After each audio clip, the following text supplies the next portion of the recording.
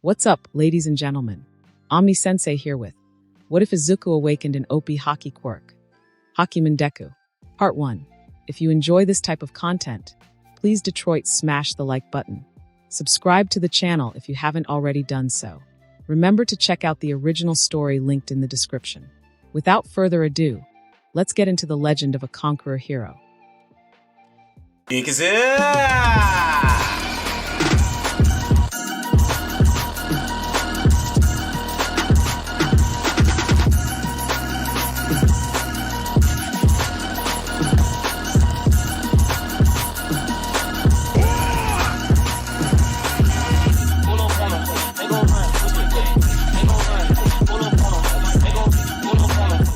The world changed with the appearance of superhumans. Humans born with a mutation that gave them extraordinary powers, otherwise known as quirks. No one knew how it happened. There were many hypotheses, but nothing concrete was ever discovered. Not knowing what to do with their powers and being ostracized by those without them, people began resorting to violence and crime. Thus came an era of professional heroes who were trained to protect the weak from these villains. I am Midoriya IZUKU, a professional hero. And this is my story of how I rose to be the #1 hero with the power of my will. The world is cruel and unfair.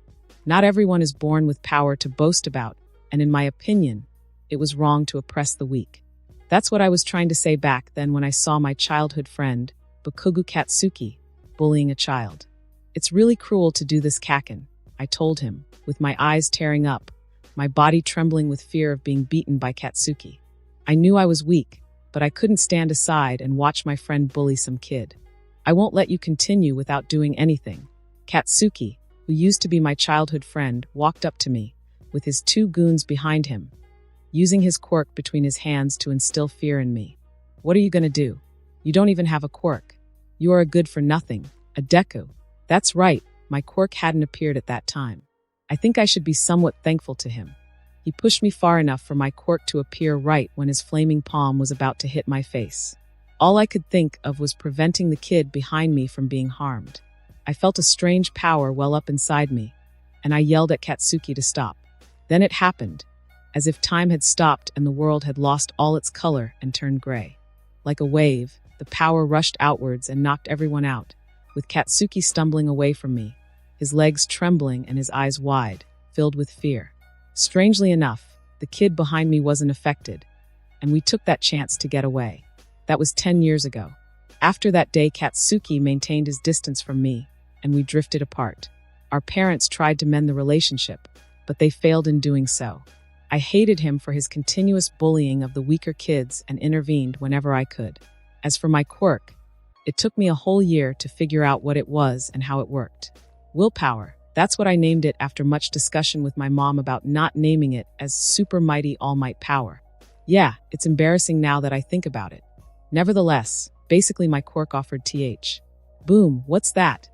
I mumbled after the loud bang distracted me from my recollection. Rushing over towards the source of the sound, I saw a hero, whom I identified as Kamui Woods, fighting a thief with some kind of gigantification quirk while Death Arms provided support. Right when Kamui was about to use his famous move, a giant blur came rushing towards the thief and landed a drop kick on his chin, knocking the guy out. A new hero, or should I say heroine. She has a gigantification quirk too, but her move was very destructive. A hero should not only save people, but also should keep the collateral damage as low as possible. I shook my head and walked away as I was getting late for school. I will now distribute the career aspiration documents. But hey, everyone has the same ambition, right? You all want to be heroes. The teacher carelessly threw away the documents as the rest of the class cheered. Heroes, the word has a new meaning now. How narrow-minded people could be. Everyone can be a hero in one way or the other. It's all about perspective. But in these days, the true meaning of the word hero has been reduced to fame and money. Even bullies could become heroes if they had a strong quirk. Take Endeavor, for example. The man is so obsessed with being #1 that he forgot what being a hero meant. Speaking of bullies, hey Teach. Katsuki banged at his desk and produced a small blast with his quirk. Don't lump me with these extras. Katsuki boasted about his quirk and insulted the rest of the class by saying they had weak and mediocre quirks. The teacher revealed Katsuki deciding to enter UA High, the best hero training school in Japan. To put more weight to his boasting, Katsuki admitted scoring the highest in mock entrance tests. I, obviously, had no interest in hearing his rant. UA High, that was the school I too was aiming for. The alma mater for so many heroes, All Might being one of them. I had been training from the day I understood my quirk, and had full confidence that I'd be able to enter the hero course without any hitch. The teacher then recalled of me too wanting to enter UA, making everyone go quiet. It was a well-known fact that I and Katsuki never got along. Katsuki, for his own good, kept quiet and just scoffed. The class continued and soon school was over. Only 10 months more. That was all on my mind when suddenly I sensed someone creeping on the roof of the dark tunnel I was walking through. A large-sized invisibility cloak, the slimy villain said as he extended his tendrils to grab me. But I was faster. Quickly dodging him, I activated my quirk and my arms and legs turned metallic black. This was an ability granted by my quirk. I called it Will of Armament. It greatly enhanced my combat ability, strength, and endurance. Observing every tendril of the slime villain, I effortlessly dodged them and got closer. Reaching for his face, I rammed my fist into his head, sending him flying at the wall. The villain was clearly surprised, as I was able to touch him and do physical damage to him. This was all because of my quirk. It allowed me to manifest my willpower into reality. I could even grab water as if it was solid and could perceive everything around me with my eyes closed. But the best part, I was able to force my will upon others and intimidate them up to the point they fainted. I focused on my willpower and sent a blast of Conqueror's Will at the villain. Suffice to say, being the coward he was, the slime's eyes rolled back and he fainted. Right when I was about to put him into bottles, I sensed someone rushing towards my location, someone who I had no chance of beating. Still, getting ready for battle. I took a stance only to get stupefied when I saw who the person was. It was All Might. Villain, you won't. But he stopped when he saw that the slime guy was already down. With his ever so high morale and jovial attitude, he grabbed my shoulders and said, "Young boy, you were able to apprehend the villain by yourself. You must have a really good quirk." To be honest, I was a bit overwhelmed. It's not every day you meet your idol. Well, yeah, it wasn't much. He kept complimenting me and then reminded me of not using my quirk in public. Much to his amusement and my embarrassment, he even signed my hero analysis notebook where I had drawn his sketch. After that, I offered him help in putting the slime in bottles and continued towards my home. Meeting my idol motivated me to become a professional hero like nothing else. From the next day onwards, I extensively worked on improving my quirk, and by the time 10 months were over, I had reached a new level of strength that made my former self look like a rat in front of a lion. Standing in front of the gates of UA High, I felt a bit elated and emotional.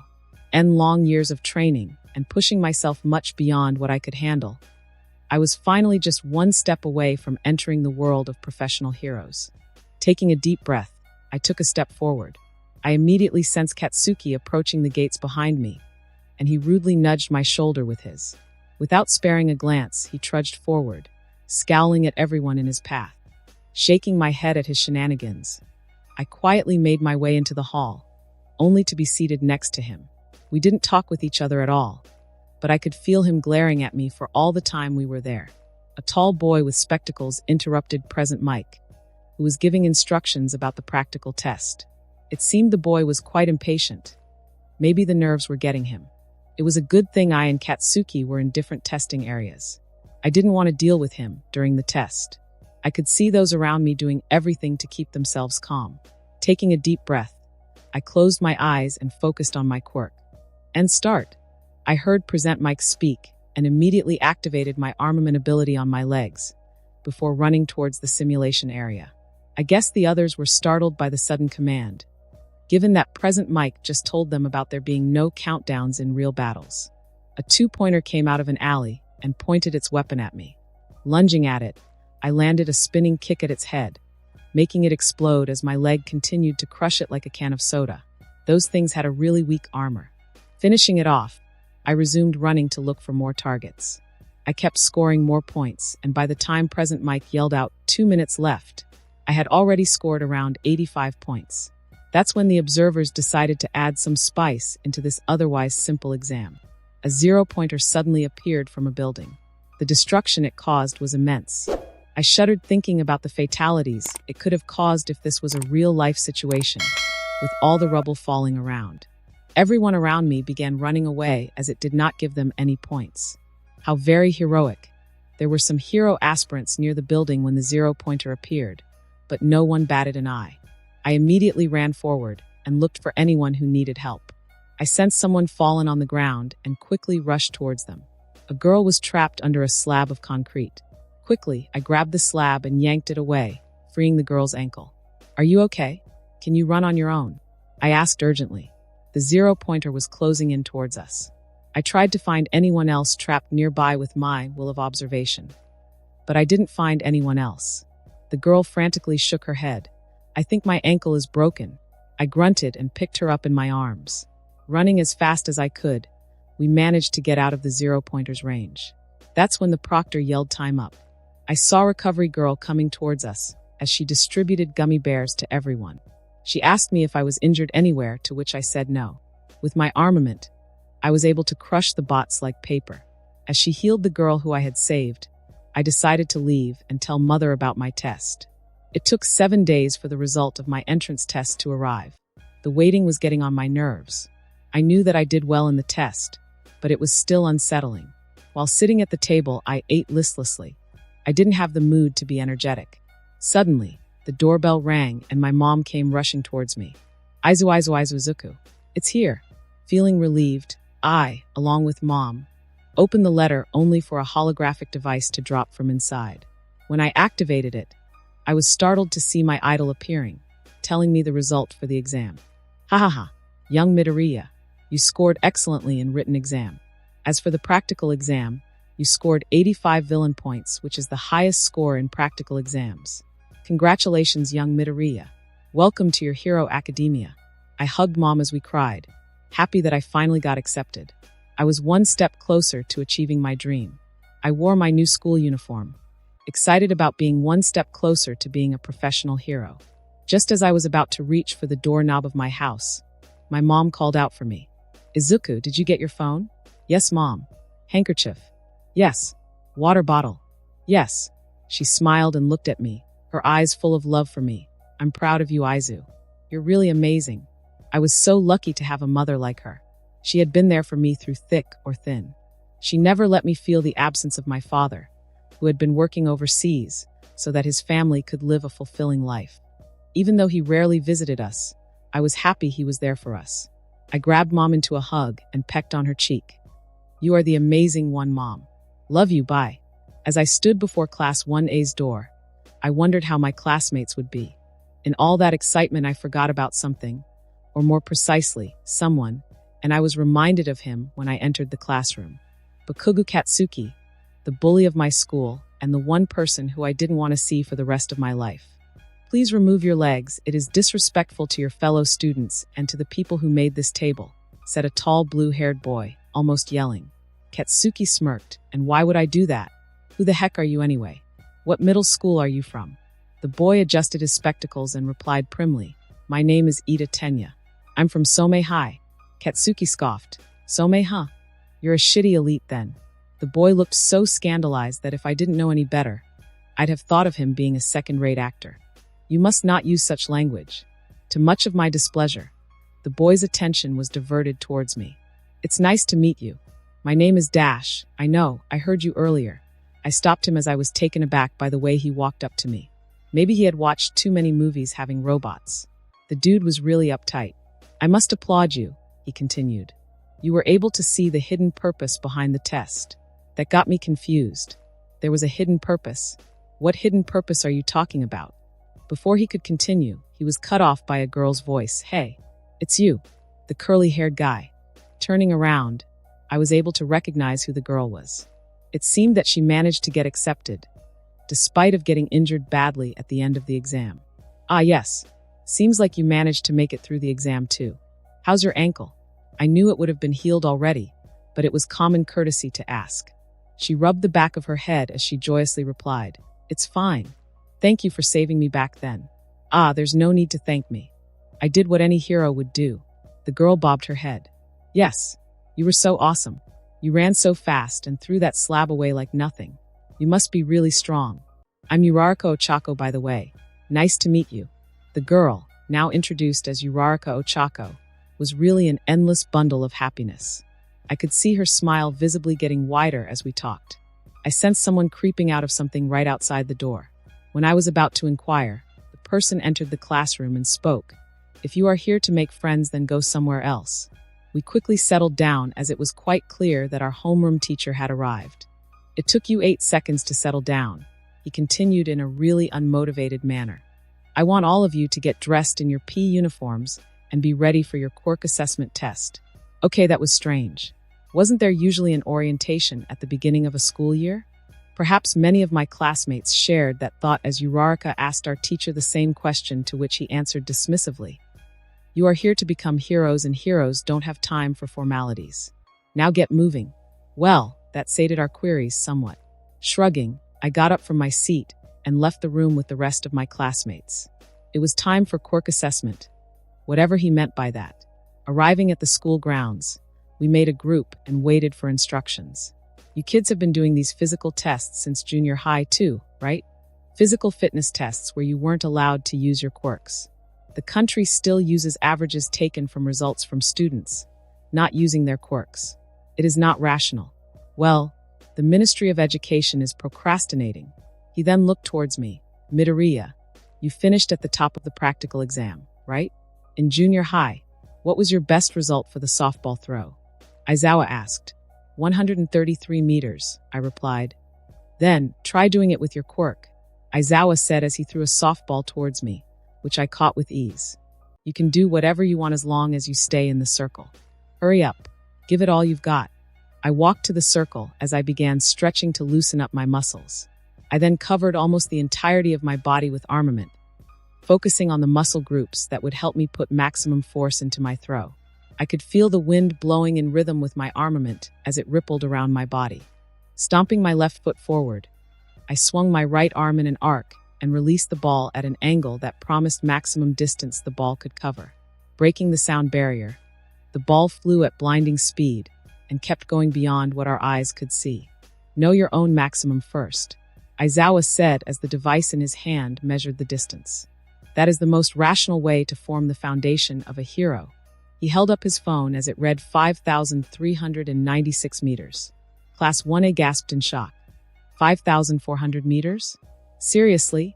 said a blonde student with a black electric bolt mark in his hair. "What's this?" "It looks fun," said a pink-skinned girl with yellow horns and yellow eyes. "We can use our quirks as much as we want, as expected from the hero course." "It looks fun, huh?" Aizawa said ominously. "You have 3 years to become a hero. Will you have an attitude like that the whole time?" "All right. Whoever comes in last place in all 8 tests will be judged to have no potential and will be punished with expulsion." "Huh." Most of the students of Class 1A shouted. "Punished with expulsion? If you get last place in all 8 tests." I thought as I couldn't believe what I was hearing. Then I understood what he was trying to do. As long as one wasn't last in all of the tests, they won't be expelled. So they just had to do better than 1 out of 20 to stay. We're free to do what we want about the circumstances of our students. "Welcome to UA's hero course," Aizawa said as he moved his hair out of the way, showing his freaky smirking face. Uraraka spoke up. "Last place will be expelled? But it's the first day of school." "No, even if it wasn't the first day of school. This is too unfair. Natural disasters, big accidents, and selfish villains. Calamities whose time or place can't be predicted. Japan is covered with unfairness. Heroes are the ones who must bear the responsibility of balancing that unfairness. If you plan to go talk with your friends at the local McDonald's after school, then you're sadly mistaken. For the next 3 years, UA will do all it can to give you one hardship after another. Go beyond. Plus ultra. Overcome it with all you've got." Ida Tenya took out his water bottle and began to drink. "This is too serious to be hazing.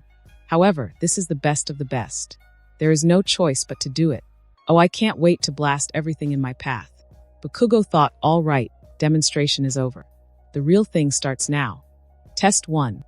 50-meter dash. The first test was the 50-meter dash. 2 students will line up and race each other at a time. A camera-like computer machine will read and measure each student's time. and the student that gets the fastest time will get the highest score. The first two students lined up ready to race are Ida and a green-haired girl with large eyes with features similar to that of a frog. On your mark, get set. Then the machine made the sound of a gunshot signaling the beginning of the race. Ida blasted off and was the first one to finish the race. 3.04 seconds, the computer stated as soon as Ida passed the finish line. Shortly after, the frog-like girl was able to cross the finish line as well. For 50 meters, I can only go up to third gear. Ida thought. Name, Ida HAKI Quirk. Engine, he has engines in his calves which allows him to move at super high speeds. Well, he's like a fish in water. He's certainly in his element. However, speed isn't the only attribute that is essential for a pro hero. It'll be worth seeing what others do. Ribbit. Name, HAKI Quirk. Frog. Well, the name speaks for itself. She can do whatever a frog can. HAKI's 50-meter dash time was recorded as 5.58 seconds, which is not too shabby. Lighten up my clothes and shoes. Name, HAKI Quirk. Zero gravity, anything she touches will become weightless, and she will have absolute control over. However, her drawback is that as she overuses her quirk, she will begin to become nauseous. The machine made the gunshot sound as Uraraka and a blonde student with a large tail began to race. The boy with the tail crossed the finish line in 5.49 seconds, while Uraraka did so in 7.15 seconds. Alright, that's faster than I was in junior high. Everyone, you're not being creative enough. I'll show you what it's like to be allowed to use your quirk. Name, HAKI Quirk. Naval laser, he can shoot a laser from his belly button. But he's limited by the amount of time he can shoot continuously. 5.51 seconds. If I shoot for more than a second, I get a stomachache. What the heck? Thought the various students of Class 1A, looking at the upper limit of your quirks and the room for growth in each result. It becomes clear what you can and can't do, Aizawa said as he looked at the last two students getting ready to race. They were none other than me and Katsuki. On your mark. I looked to my left and saw Katsuki glare at me, but he kept his mouth shut. Get set. What else could I have done other than use armament? Explosive speed. Katsuki shouted as he ignited his hands with explosives that allowed him to get a boost of speed. 2.06 seconds, Katsuki was shocked midway through the race as he saw that I had already passed the finish line before him. 4.13 seconds, he finished the race shortly after. Name, Bakugo Katsuki Quirk. Explosion, he can create explosions from the palms of his hands. When I use both hands, the force disperses. He looked towards me in annoyance. He's gotten better than before. It looks like I'm going to have to bring my A game, or he'll leave in the dust. There are 7 more tests. Well, I can easily make it through them. But how should I improve my armament? I need to be faster and should work to get massive bursts of strength in shorter duration. Was basically what I had in my mind. Activating my quirk took 2 to 3 seconds. In a real-life battle, a villain wouldn't give me a chance to so that I knew, so I made up my mind to train to activate my quirk without needing to concentrate on it. To make is more instinctive. Test 2. Grip strength beep, 630 kilograms. Whoa, you got a monster high score, just like Shoji. What do you two guys eat? Siro said to me as he and Mineta looked a bit envious. I looked over to see a student, who was also about 6 feet 2 inches with tentacle arms, get a score of 540 kilograms. Test 3. Standing long jump like Katsuki and Aoyama who went before me. I was able to completely jump over the sand and land on the other side. Test 4. Repeated side steps just like before. I used armament to perform side steps and got a decent score. The last person to go was Mineta, and he got the highest score, since he used his purple balls to bounce himself back and forth with little to no effort. I sweat dropped at the display as I wasn't expecting that. Test 5. Ball throw. Since I already did this exercise, I wasn't required to do it again. Katsuki got a score of 705.2 meters. He grumbled and fumed for not scoring more. He might have wanted to say something to me, but refrained. Years of confrontations and losses on his part and regular exposure to my conqueror's will might have influenced that. A tall girl with a ponytail created a cannon and was able to fire the softball about 767 meters. Quite an interesting quirk she had. My inner nerd was practically begging for me to ask her more about it, but I knew better than that. When it was Uraraka's turn, she used her zero-gravity quirk on the ball, and threw it as it kept on floating and floating until it became a twinkle star in the sky as it went into space. Aizawa showed what his phone read, and everybody was aghast to see that it read a pink infinity symbol. Infinity? Class 1A shouted. That's amazing. She got infinity. Well, I guess she got me beat in this test, I said as I sweat dropped and chuckled. The rest of the tests were easy and really straightforward. 15 minutes later, we all gathered around to check our total score. Suffice to say, I scored the highest, followed by that creation girl whose name was Yaoyorozu Momo. Third was a boy named Todoroki Shoto. Todoroki, that reminded me of a very selfish and unpleasant hero. Was he Endeavor's son? But he used ice, not fire. The boy had half red hair while the other half was white. Perhaps he had a dual quirk? Katsuki was fourth, and he looked downright pissed. I hid a smirk as I knew his pride was hurt. He got shown up by 3 other people, one of them being me. The grape kid, Mineta Minoru, was last, and he soon went down on his knees and began weeping. Anyway, there won't be any expulsions. It was just rational deception. What? Everyone shouted. Of course it was a lie, the girl with ponytail said. I'm surprised no one saw through it. Well, I had no mind of correcting her. Aizawa would have expelled someone if they were last in all tests. With that, we're done here. There are handouts with the curriculum and such in the classroom. So when you get back, look over them. Aizawa then walked away without sparing anyone a glance. Just as I was about to leave with everyone else, I sensed someone watching us, or more specifically me. I wanted to inquire, but decided not to as I had to get ready for the next class. The next day at school was very normal. We had normal classes such as English and mathematics. Just as we were waiting for the next class, I felt All Might rushing towards our classroom. So it was time for his first class. I was excited to say the least. As he burst into the classroom, everyone began talking excitedly among each other. I mean, who wouldn't? It was All Might. As he stood in front of the class, while making an exaggerated pose, All Might began. Foundational Hero Studies. For this class, we'll be building up your hero foundation through various trials. You'll get tons of credit for it. Let's jump right in with this. The battle trial. What? A battle? Right off the bat, I could see Katsuki shaking in front of me. Was he having a mini-orgasm? And to go with your first battle, All Might continued, we've prepared the gear we had you send in requests for to match your quirks. The class was excited as they were getting to wear their hero gear so early in the session. Even I was excited. Why wouldn't I be? My costume was personally designed by I and my mother. It held sentimental value to it. I hugged the costume tightly, close to my chest. Get changed and we'll be ready to go. Everyone gather at ground beta. The garb you bring into the battlefield is vitally important, boys and girls. And remember, from here on out, you're all officially heroes. Hero, I had officially entered the world I always wanted to be a part of. In the past 10 years, I had developed a personal hate for those who did evil. It all stemmed from that one incident. That incident which I could never forget. I was 9 when it happened. I had a very close friend who also wanted to be a hero, just like I. He had a powerful quirk too, and his future was bright. I considered him to be my best friend after my falling out with Katsuki. We had a quarrel with Katsuki the previous day, and my friend was in a really bad mood. So we went to our separate ways quite early. Even though I wanted to go with him to his home, he denied it, saying he wanted to be alone for some time. I should have gone with him, because when I sensed his presence fading away not too far away from my location, it was too late for him. I found him in the alley, his body half gone with his other half partially decayed. When I looked into his eye, I could see what his last thoughts could have been. A plea for help, fear, shock, and resignation. I still see him lying dead in that alley in my nightmares. A villain had killed my best friend, and no one knew why. The investigation into his murder was a dead end. That incident pushed me to get stronger. I realized that even if I was there with him, I couldn't have done anything to prevent his death. Moreover, I could have died along with him. I was weak. I vowed that day to never let such a thing happen to anyone else if I could prevent it. I read many such incidents on the internet.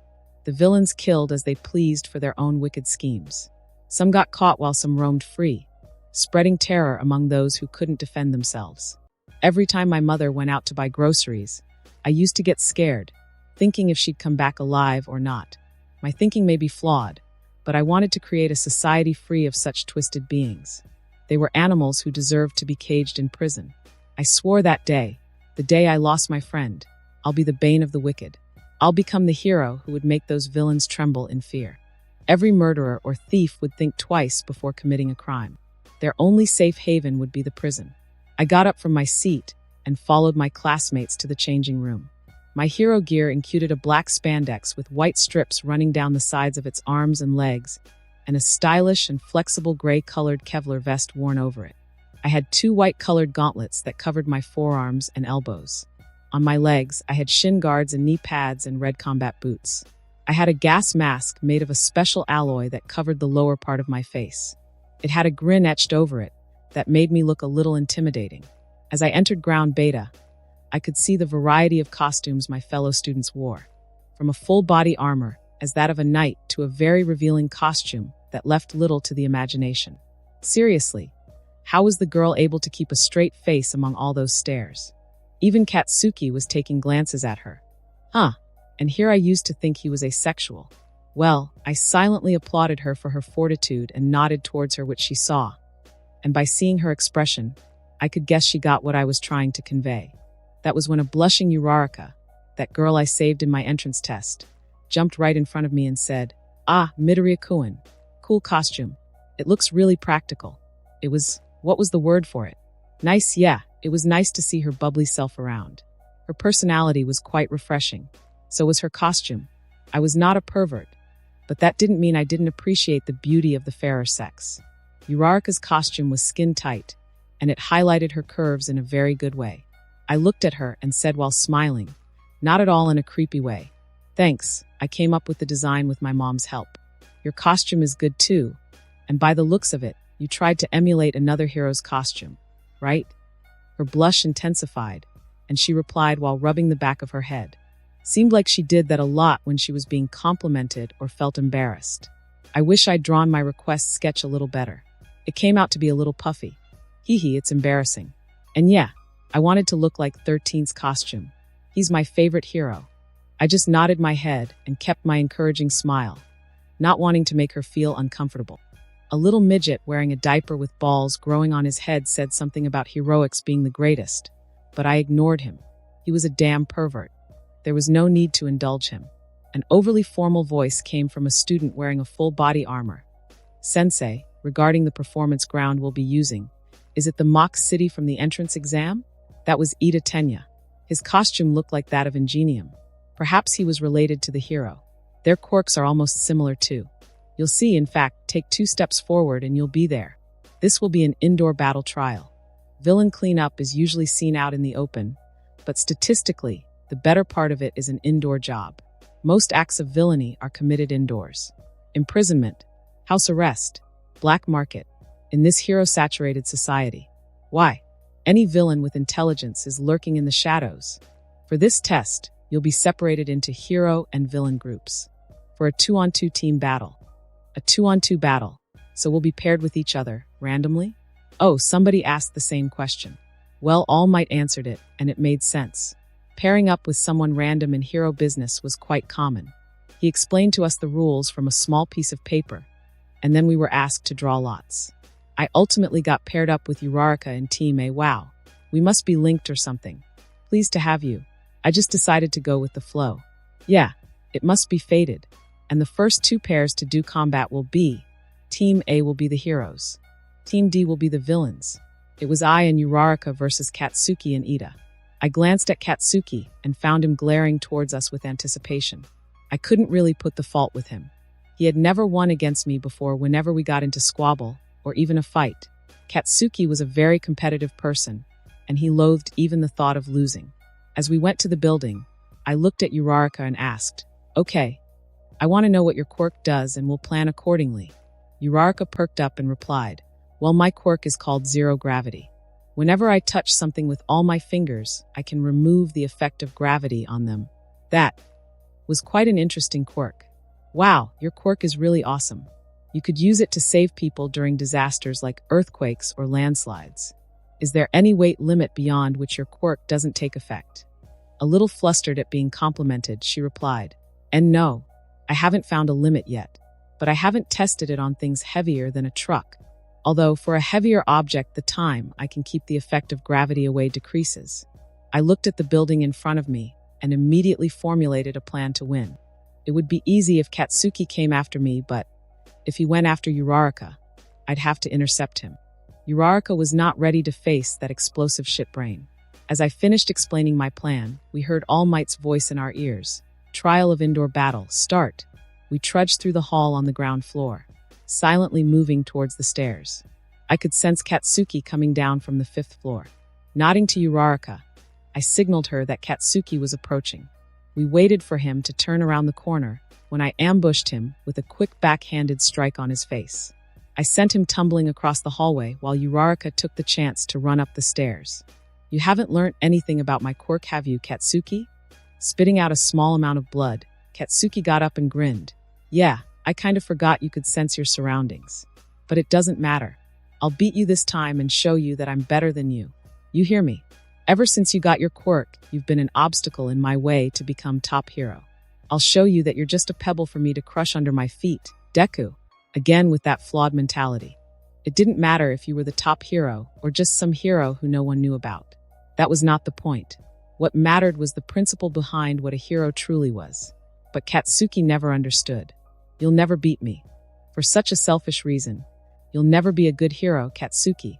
I had enough of him and charged towards him, my body entirely covered with armament. Katsuki, as always, began with a right swing. It was so obvious I didn't even need to use observation. I ducked under his attack and rammed my head into his abdomen, sending him skidding backwards as he coughed out some bile. He ignored his pain, and with an angry shout, he charged at me, and we entered into a high-paced brawl. He kept sending blasts with every swing of his palms at my vital points, which I dodged flawlessly. Sometimes, I really thanked whatever got up there granted me with this quirk. Katsuki would have turned me into charred meat by then. Soon we fell into a pattern. I knew he was getting frustrated as his attacks were getting more wild. Though I didn't want to admit it, but Katsuki had gotten much better than the last time we had a brawl. He was faster and had better control over his anger. His attacks were sharper, more precise, and were more powerful. I could feel the vibrations of the blasts as they grazed my vest. If Katsuki wasn't such a jerk, we could have been great friends and rivals. Then I saw my chance.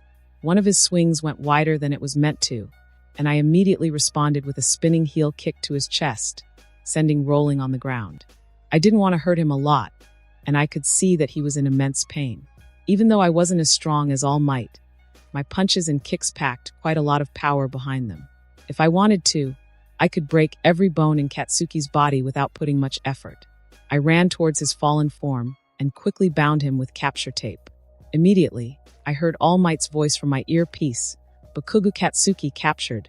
Katsuki looked up at me from his down position with blazing anger. I knew he hated it. He hated it when I looked down at him. It always reminded him that there was someone out there who was better and stronger than him. For Katsuki, a hero was someone who always won. He was supposed to win every single time. So whenever he lost, he'd think he wasn't good enough to be a hero. But that didn't matter to me. For me, winning against him had worked wonders for his character. Even though he was still a bully and had a very bad temper, he had mellowed down from what he was a few years ago. Perhaps he would improve in the near future. But it wasn't happening right then. I considered it as a small victory. Perhaps he was beginning to understand that winning didn't matter, and that winning was not what defined a true hero. I always tried to explain what being a hero meant to me, but he never listened. Perhaps exchanging blows with him could do what words couldn't. As I walked away from him, Katsuki cursed under his breath and undid the tape while preparing to lunge at me. How stupid. He really never learned. Without looking back, I blasted him with an adequate amount of Conqueror's will, making him fall on his butt. I was done with him for that day.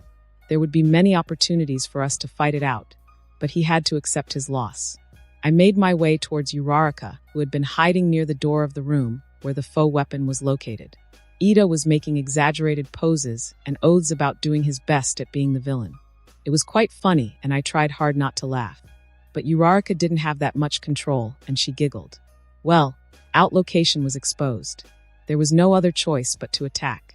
I and Uraraka rushed into the room, and while Uraraka ran straight to the faux weapon, I engaged Ida and prevented him from going after Uraraka. To be honest, Ida was good at close combat. His kicks were sharp, and their speed was greatly enhanced by his quirk. But his technique was severely lacking.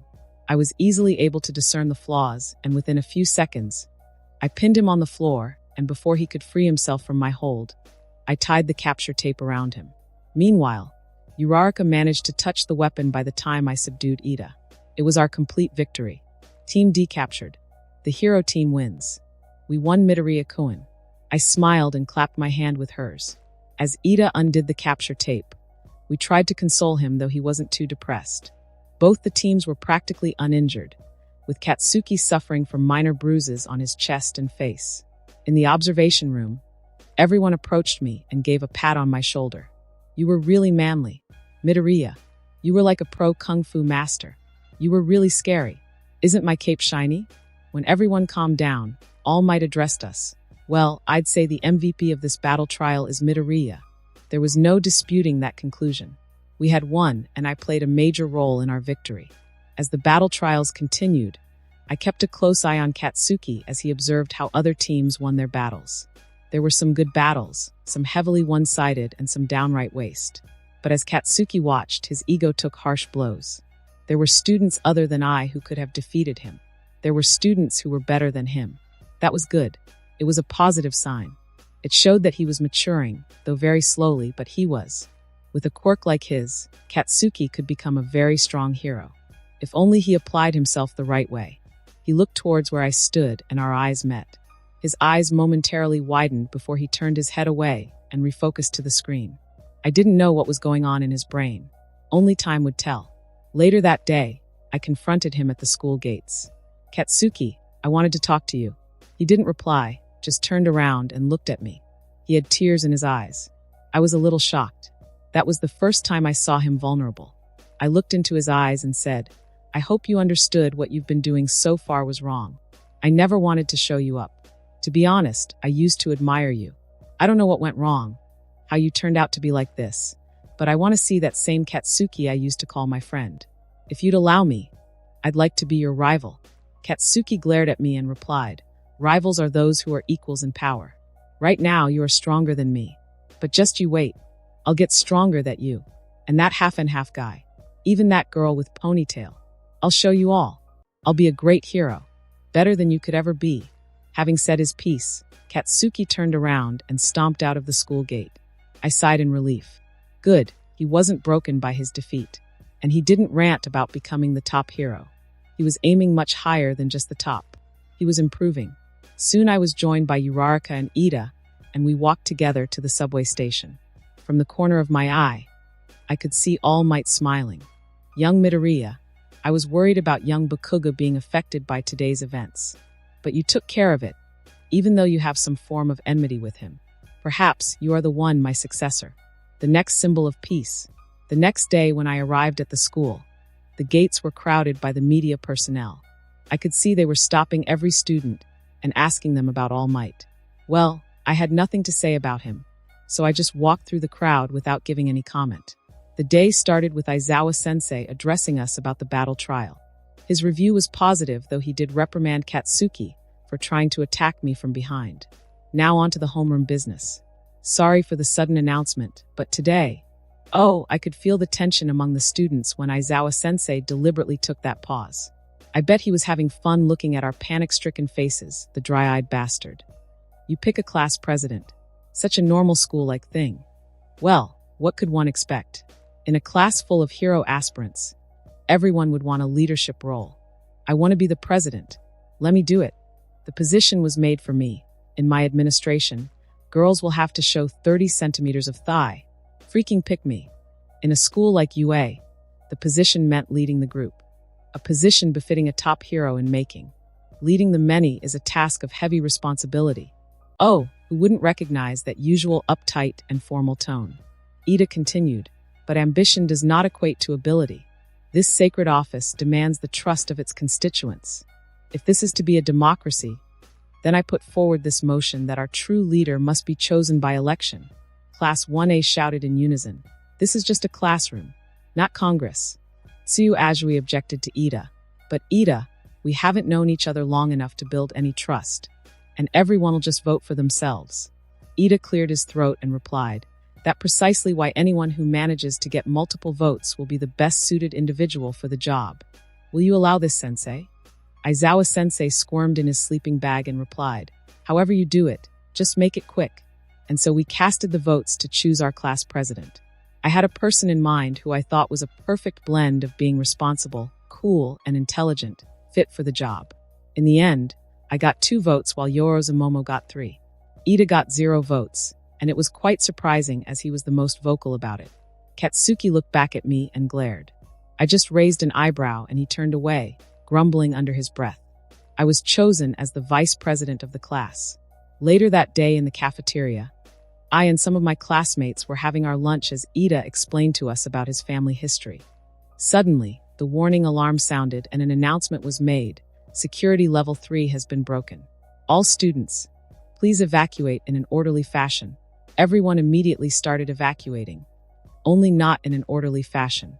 It was chaos, and I feared the students might even start a stampede.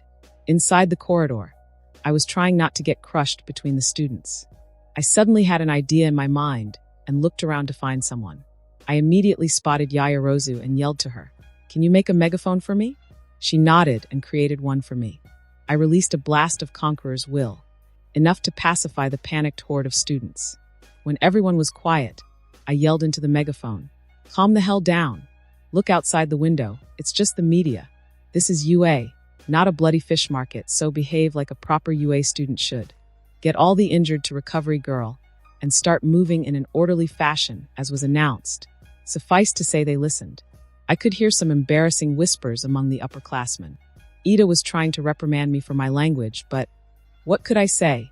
You learn a thing or two when you're around Katsuki, so I chose to ignore him. Instead, my focus was diverted towards the gate that was destroyed, no, more like crumbled by some quirk user. It was highly suspicious, as even the media wasn't crazy enough to go to such lengths just to get an interview. Was that some kind of attack? Was a villain trying to infiltrate to harm someone? I could only make assumptions. It was 1 in the afternoon on Wednesday. We had our basic hero training class, and Aizawa-sensei was addressing us. Now for the basic hero training. This time, All Might, myself, and one another hero will supervise. Preparing you for disaster relief, from fire to floods, it's rescue training. The class was excited. Rescue, huh? It'll be another rough day. Come on, this is what a hero's all about. I'm pumped. I'll be right at home in a flood. Ribbit. Annoyed at being ignored, Aizawa-sensei glared at us and said, "I wasn't done yet. It's up to you whether or not you wear your hero costumes, as some of them are ill-suited for this sort of activity. The training site is a bit remote, so we'll be taking a bus. That's all. Get ready." A few minutes later, we boarded the bus and began talking among each other. I generally say what's on my mind, Midoriya. I looked at the person sitting beside me and asked, "Oh, what is it, Azui?" "Call me Tsuyu. I wanted to ask what your quirk is." That got the attention of all my classmates. Shrugging helplessly, I said, "My quirk is a little strange. Basically, I can use it to create armor around my body and increase my strength along with being able to sense my surroundings. There's another aspect of it which is kinda hard to explain." Kirishima joined in the conversation. "Hey, that's kind of awesome. It's like a strength enhancement quirk. You can do a lot of cool stuff with it. My quirk is hardening. Even though I'm good in a fight, it's a pretty lame quirk."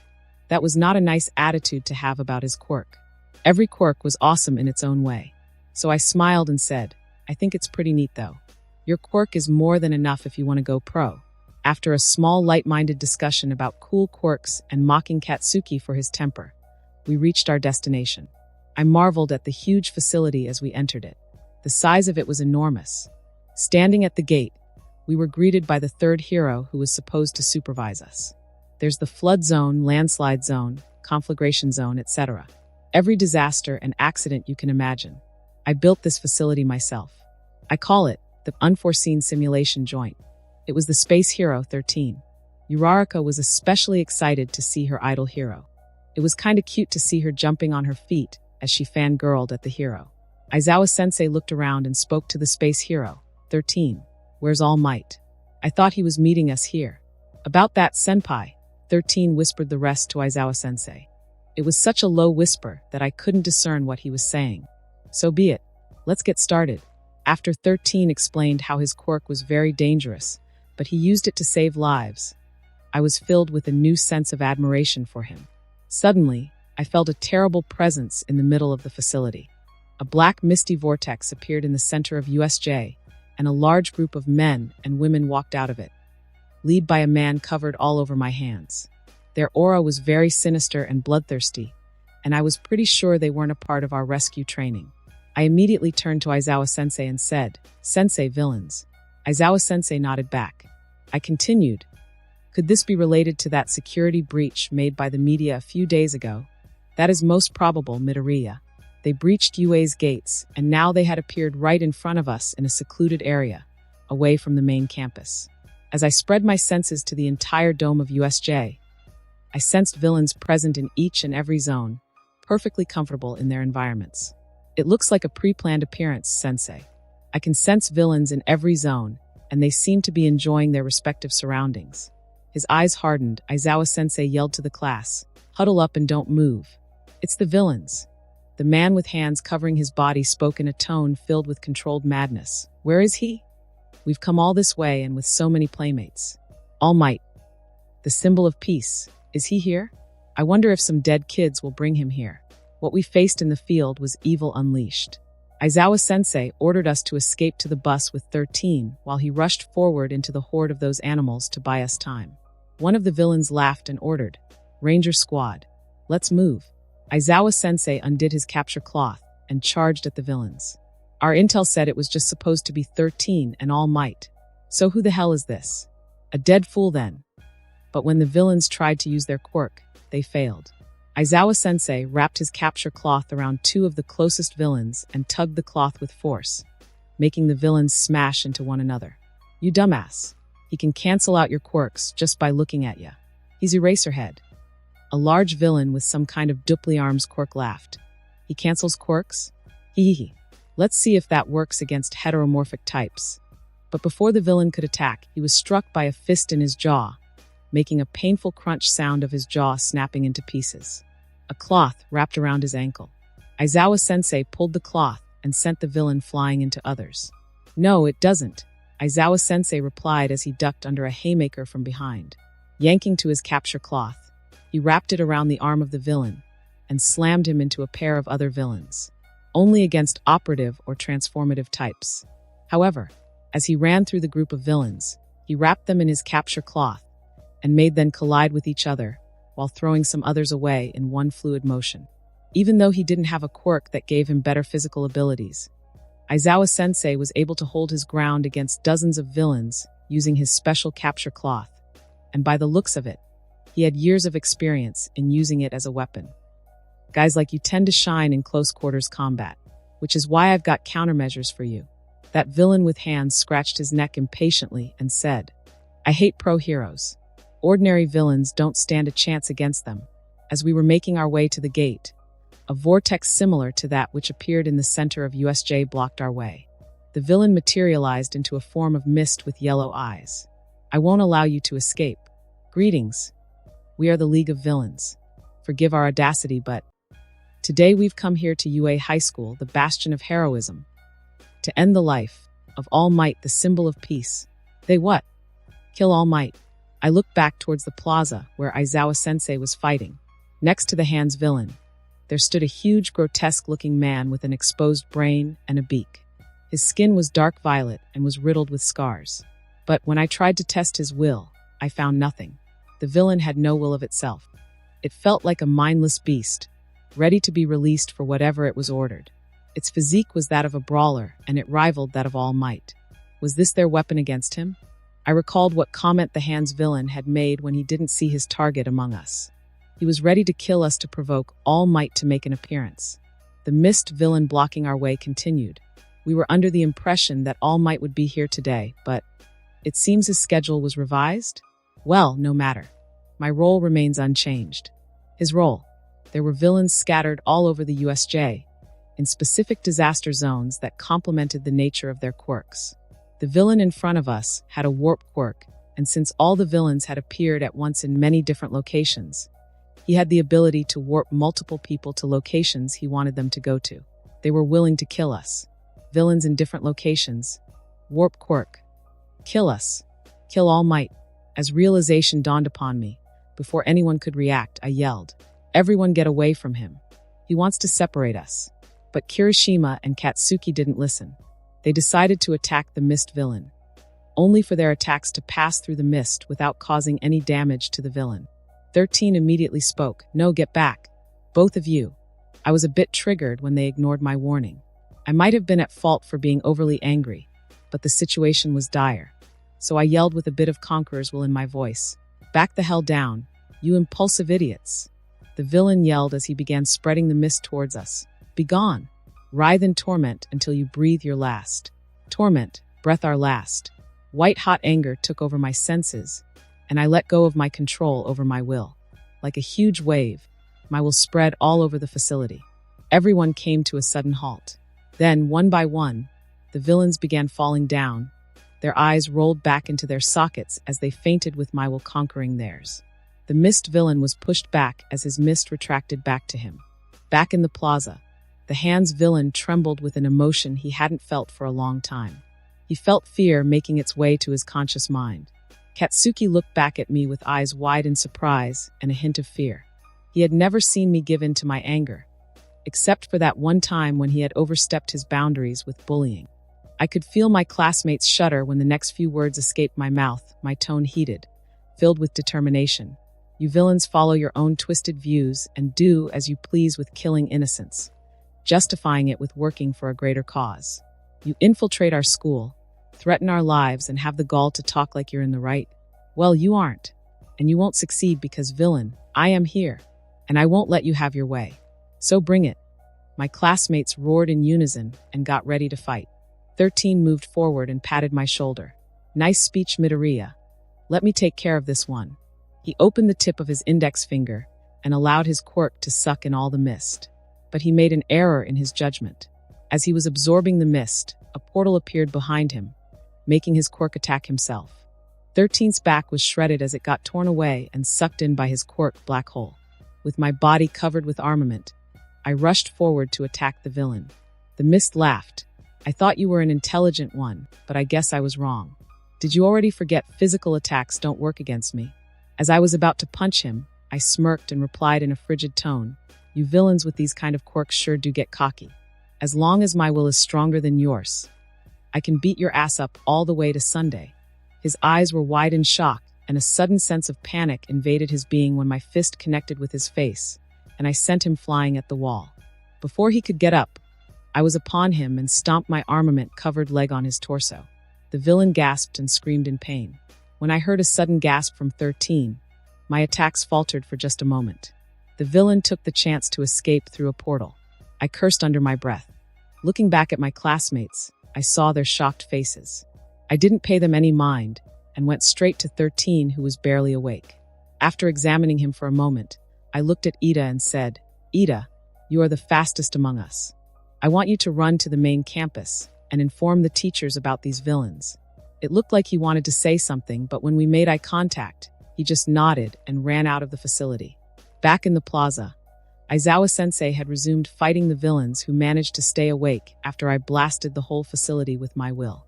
The Hands villain regained his senses, and even though he was more than a little shocked at that sudden wave that invaded his mind, he ignored it and aimed at attacking Aizawa-sensei. 23 seconds. "So you're the boss." The Hands villain grabbed the capture cloth thrown at him and continued running forward.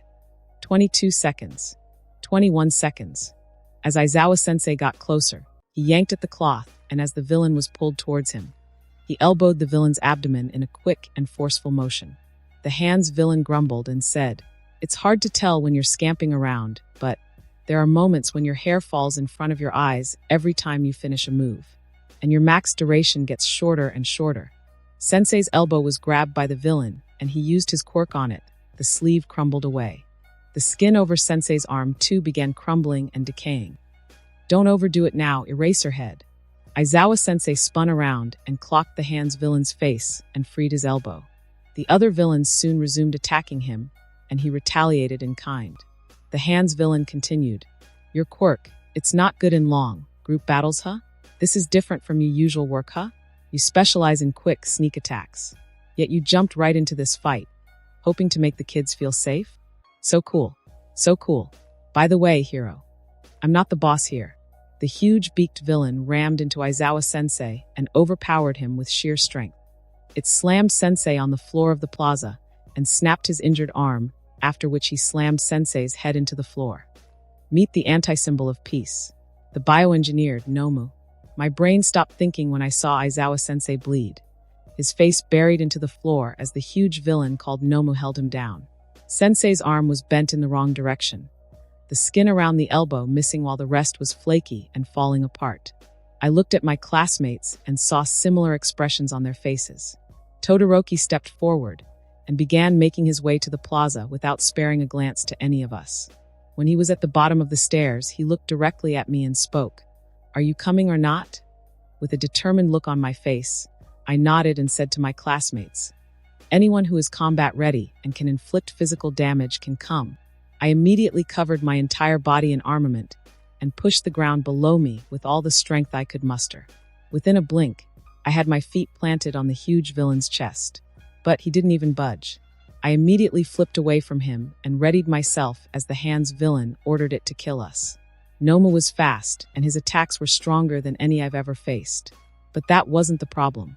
He was a mindless being, which meant his attacks were completely random and thoughtless. It nullified my observation. All I could do was counter his attacks with mine, as I wasn't fast enough to dodge. But I could feel the strain in my arms and legs. Even though I was fully covered with armament, I was taking damage from his hits. As I tried to kick the side of his head, he grabbed my foot and slammed me onto the floor. He jumped high into the air in an attempt to crush me with a stomp. I barely managed to get away, but was thrown a few feet farther by the shockwaves. The villain roared and slammed the floor with his fists as he made his way towards me. I could barely feel my body, and I gave my all to get up on my feet. But before Nomu could do more damage to me, a large pillar of ice appeared between him, and I, as a hand, grabbed my wrist and pulled me away, just in time for Nomu to break through the ice pillar. I coughed and spat blood to make my breathing a little easier. I looked up at Todoroki and the rest and said, "Took you guys long enough. The entrance is not that far away." Katsuki clicked his tongue and replied, "You were way too fast for us to come to your aid, you dumbass." I coughed again as I shakily got up with Kirishima supporting me. Todoroki used his ice to freeze Noma's legs to buy me some time. As the villain thrashed around, the mist villain appeared beside his boss. "I see you failed to separate them, Kurojiri," the hand's villain said, a bit irritated and annoyed as his plans hadn't worked accordingly. "That kid fighting Nomu interfered, Shigaraki Tamura. He was able to touch me and hit me physically. It wasn't something I was expecting." Shigaraki spoke while impatiently scratching his neck. "Then hope Nomu kills him because he's a counter they can use against you." My eye twitched for a moment as I thought how stupid those two were. They talked so loudly, I was able to hear each and every word of their conversation. And who addresses someone by their full name? Unless it's mom trying to scold me for leaving the toilet seat up. We managed to secure Aizawa-sensei. That was when I asked him about his arm. "Sensei, I saw that Nomu break your arm, but why is the skin over it gone while the rest of it is flaky?" He looked towards me and replied in a tired and shaky voice, "It's that boss, he." He grabbed my elbow and used his quirk. The sleeve disintegrated, and as his hand touched my arm, the skin over it too began disintegrating. No, it seemed to have decayed. It was like a sudden impulse. That memory flashed in my mind. My friend, lying dead in that alley. Half of his body gone without a trace. The other half seemed to have decayed. A villain with decay quirk. Shigaraki Tamura. My friend's murderer. Tetsuo, he was a kind-hearted kid. I still remember that conversation we had before he made that promise. "Hey Zuku, do you think All Might ever get scared when he's fighting scary villains?" After thinking for a moment, I replied, "Yes, I think he does get scared. But he smiles to make sure the common civilians don't. So he's a great hero. He reassures us that as long as he's there we have nothing to fear." Tetsuo's eyes sparkled as he jumped up from his seat, and he exclaimed, "I promise to become a hero that smiles in the face of villains. I'll be the best hero ever, even better than All Might." "Hey, All Might is the best, and I'll be the best hero. You can be the second best." There was no fearless smile on his dead body that day. No, he was scared, afraid for his life. He had a bright future, but Shigaraki killed him. He killed my best friend.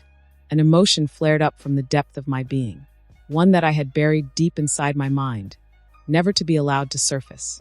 But upon learning the name of my friend's killer and seeing him standing right in front of me, revenge burned like a raging fire in my chest. I was so consumed by rage that I didn't register All Might's arrival, nor did I notice when he gave a pat on shoulder and thanked me for saving Aizawa-sensei. I walked forward to Shigaraki as All Might engaged Nomu in an intense fight. Armament rippled all over my body with a new vigor. With a stomp on the floor, I dashed towards Shigaraki with revenge clouding my mind. I completely ignored my classmates calling for me to stop.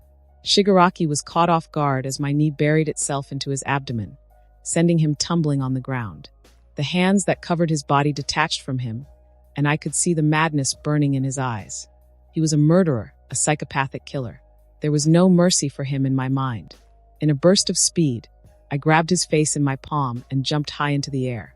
I completely ignored the stinging pain on my arms when he used his quirk on them, or his muffled shouts and screams as I descended towards the floor and slammed him on his back. I could hear multiple cracks in his body, and I showered his face with punches, turning his face into a bloody mess of fleshy pulp. A portal of black mist appeared beneath us and sucked Shigaraki in. Before it could take me with him, I jumped away. Meanwhile, All Might managed to defeat Nomu by sending him flying into the sky. As I was walking back to the entrance, I passed by Katsuki, who was standing with a shocked expression on his face. "What happened to you?" he whispered. "Tetsuo," I answered. Katsuki's eyes widened as his head snapped towards me. I just nodded in response. Soon, the police arrived at USJ and questioned every one of us. Aizawa-sensei and 13 were taken in an ambulance. I only suffered superficial injuries. Shigaraki's quirk hadn't done much damage to my arms. The armament had considerably decreased its effect. As we were traveling back to UA main campus, I clenched my fists in frustration. I wasn't fast enough. I wasn't strong enough. I could do nothing against Nomu, and I let Shigaraki get away. I was still too weak. If I had paid more attention to my surroundings, I would have seen the concerned glances of some of the students and teachers directed towards me. A vortex appeared in an abandoned bar, and an unconscious Shigaraki fell to it on the floor. He wasn't moving, his breathing was labored, and his face looked like it was hit by a sledgehammer, over and over and over again. Kurojiri materialized into his humanoid form, and looking at the monitor, he said urgently, "Sensei, he needs medical attention. Bring him here," the voice from the monitor said. Wasting no time, Kurojiri warped Shigaraki to their sensei. Shigaraki was taken away on a stretcher by a couple of doctors, while Kurojiri stood in front of Sensei, ready to answer the unasked question. Sensei waited for the room's door to close and said, "Tell me everything." Kurojiri began. Nomu wasn't strong enough. All Might defeated him and sent him flying. We got crushed. Only 2 of us managed to escape. All Might was in perfect health. Even those kids were strong. Sensei immediately replied, "We merely got ahead of ourselves. Yes, we underestimated him. Good thing the League of Villains came cheap. Anyway, what happened to Tamura? Our creation, Nomu? Did you retrieve him?" Kurojiri shook his head and replied, "Unless we ascertain his precise coordinates, no amount of warping can find him. I just couldn't spare the time back there. Shigaraki, he was beaten by a kid." "A kid?" "Yes, he had a strange quirk that allowed him to hurt me physically. His quirk is like a black armor that appears around his entire body. He was fast, almost as fast as All Might. He was the one who did this to Shigaraki. Without him, we might have had a much better chance in killing All Might." Sensei breathed out and spoke. "No use crying over spilled milk. This endeavor was not a complete loss. Don't worry about Tamura. He'll be healed back to perfect health. Find more troops. Take all the time you need. We can't move freely." Sensei looked over to the room where Shigaraki was being tended to by the doctors. "That is why we need a symbol like him. Shigaraki Tamura. Next time the world will know the terror you represent." We were given a day off after the USJ attack. None of my classmates suffered from any injuries. But that couldn't be said for the 2 heroes who protected us with their lives on the line. Aizawa-sensei's arms were smashed to splinters. His face was also fractured. Even though he didn't suffer any brain damage, his eye sockets were smashed. We were told he might suffer from long-term loss of vision. 13 had lacerations along his back and upper arms, but his life was not in danger. Noma was found and captured. Being mindless and not having any decision-making power, he didn't even resist his arrest. The day after, everyone was quiet as they waited for a teacher to come as a substitute for Aizawa-sensei. I could feel that many were still affected by the events of USJ attack. Almost everyone had joined the battle, fighting and subduing the villains all over the facility, while I confronted Nomu. It was our first fight against villains, and we prevailed. Soon, a mummified Aizawa-sensei walked into the classroom and said casually, "Morning. You're back already?" We shouted. Ida decided to address him and said, "Glad to see you're doing well." Doing well. If being entirely covered in bandages meant doing well then.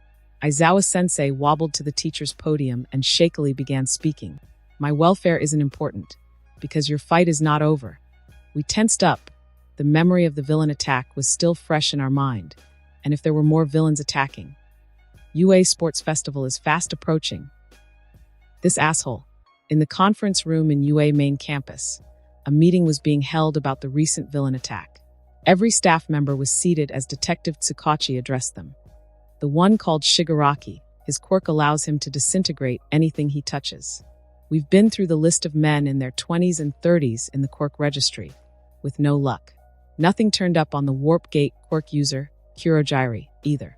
Neither is registered and both are using aliases. Their quirks aren't on record, making them members of the underworld.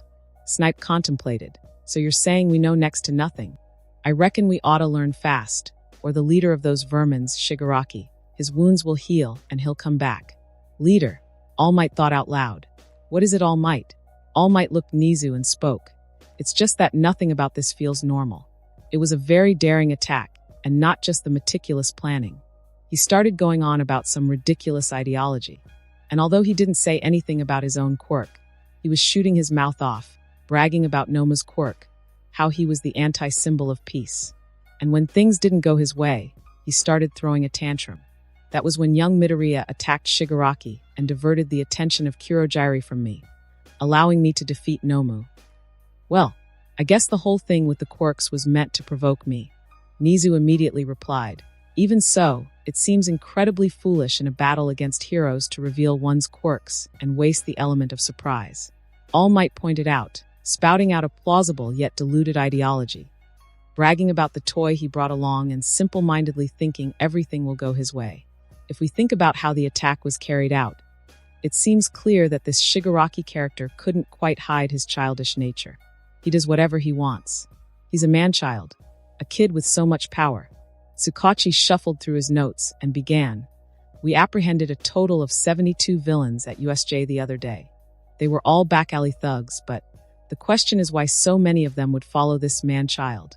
Nowadays, the society is saturated with heroes. So maybe small-time villains like them who always get kicked around are drawn in by that sort of pure evil." There was pin-drop silence in the room. Someone capable of mobilizing so many villains to attack the most prestigious school in Japan. The thought was troubling. Tsukachi continued, "Anyway, thanks to you heroes, we can focus on our investigation. We'll expand our search and devote more effort to apprehend the perpetrators." UA Sports Festival, a yearly festival for students to show off their quirks and get chosen by hero agencies. It was a testament of their potential to be a strong hero. But given the recent villain attack, I wasn't sure if this was a good idea. Yeah, the school wanted to show that the attack hadn't affected them, and to some extent, I agreed with it. But the festival also meant that everyone all over Japan would be watching us use our quirks. I for one didn't want to show too much about my powers. There was a reason why many heroes chose to stay in the shadows. The lesser the villains knew about their quirks, the better they could perform their duties in apprehending them. Heroes like All Might were the face of the hero society in Japan. They were the public symbols that instilled a sense of safety in the hearts of people.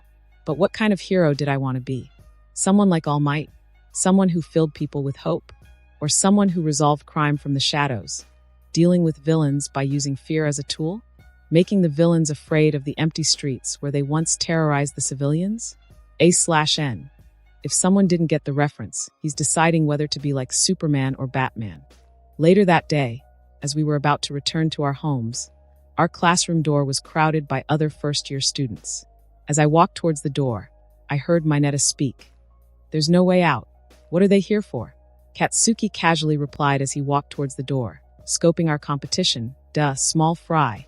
'Cause we are the kids who survived the villain attack. Makes sense they'd want to look before sports festival. No point though. Move aside, cannon fodder. Ida shot his hand forward like a robot and exclaimed, "Can we not address people we do not know as cannon fodder?" Right then, a bored and tired voice of a boy echoed from the crowd. "It's true, we came to get a look, but you sure are modest. Are all the kids in hero course like this one?" "Huh," Katsuki exclaimed in a challenging way. The boy continued, "Gotta say, I'm disappointed if this is what you're offering." Disappointed? Was he trying to provoke us? Those of us who didn't make it in the hero course are stuck in general studies and other fields. There's quite a few of us. Did you know that? Depending on the results of this sports festival, they might consider us transferring to the hero course. I understand the reverse is also true for you guys. Scoping out the competition?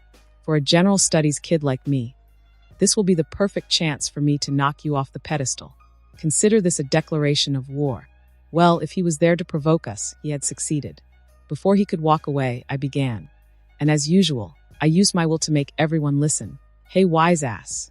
If you want to be in the hero course, you just have to show you're capable enough in the sports festival. Coming over here and mouthing us off like that. Your words hold no meaning if you have no ability to back them up. Let your performance do the talking. Your disdain for us is totally uncalled for. Adding some more conqueror's will to my voice, I continued. And the declaration of war? You're taking that word way too lightly. I understand this is very important to you, but still, it's just a sports festival. Stop being so bratty. Now I'd like to ask all of you to move aside. You're blocking our way. There was palpable silence among the crowd as the boy walked away without sparing us a glance. It seemed like he really did have some issues with us.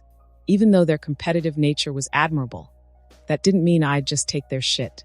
I released some more conqueror's will and forced them to make way for us to leave, determined to give it our all. Each of us trained in our own way. The 2 weeks flew right by. I trained at the then cleaned up Dagoba Beach. It used to be a garbage dump before a community service group began a cleanliness drive, for which I too had volunteered. I ran for hours at the beach, trying to improve my stamina and endurance. I was fast, but only in short bursts, unlike Ida who could run for longer distances at higher speeds. I did shadow boxing against the waves as I tried to find ways to further improve my quirk. It was a particularly stormy day while I was doing shadow boxing in the waves. It was foolish of me to do so in such weather, but I couldn't pass up the opportunity of facing more violent waves. Unlike usual, my attacks were unable to cut through them. I needed more force to not be overwhelmed by the fury of the sea. Then something happened. At first, I thought I was hallucinating, but as I kept hitting the waves, I could see them getting cut through with every attack from my fists. My armament-covered fists were glowing and growing bigger, but I didn't feel any extra weight in them. As I kept attacking the waves, I observed the greenish glow getting brighter and my fists getting translucent. I could see the faint outline of my forearms and hands under the glow. The realization finally dawned upon me. It wasn't that my fists were getting bigger. No, my armament was showing itself outside my body. Unlike an armor, it was now acting like a barrier. I tested it by attaching some more waves and was ecstatic with the results. The force behind my attacks had increased exponentially as they were cutting through multiple waves at once. With an enthusiastic yell, I punched the waves with all of my strength. The waves were obliterated as my attacks split the sea apart, at least the few feet of the surface of the sea. My abilities were growing. With a newly invigorated resolve, I trained to perfect my new ability. I was ready to face anything during the sports festival. The day of the sports festival, UA gates were being flooded by media personnel and heroes from all over Japan. In our preparation room, I was taking deep breaths while the rest of my classmates were chatting with each other. I could feel it. Some were excited, some were nervous, and some were able to maintain their calm. Todoroki suddenly got up from his seat and approached me. I was curious as to what he wanted to say. Midoriya, objectively speaking, I am better than you and my quirk is more versatile. I raised an eyebrow, thinking where he was going with it. But somehow, I've seen All Might taking interest in you. I've seen him paying more attention to you. I won't pry upon it, but I will beat you. I stared at him, trying to process what he meant by All Might paying more attention to me. Did he remember me from when I stopped that sludge villain? I decided to think about it later. You'll beat me? All Might pays more attention to me? I don't know what you're trying to achieve with this declaration of sorts, but I don't care about this competition. To me, this is just a show for people to see the up and coming heroes and know that they will be safe in the future. This whole competition thing, it's a distraction. Why does it even matter if you're the top hero?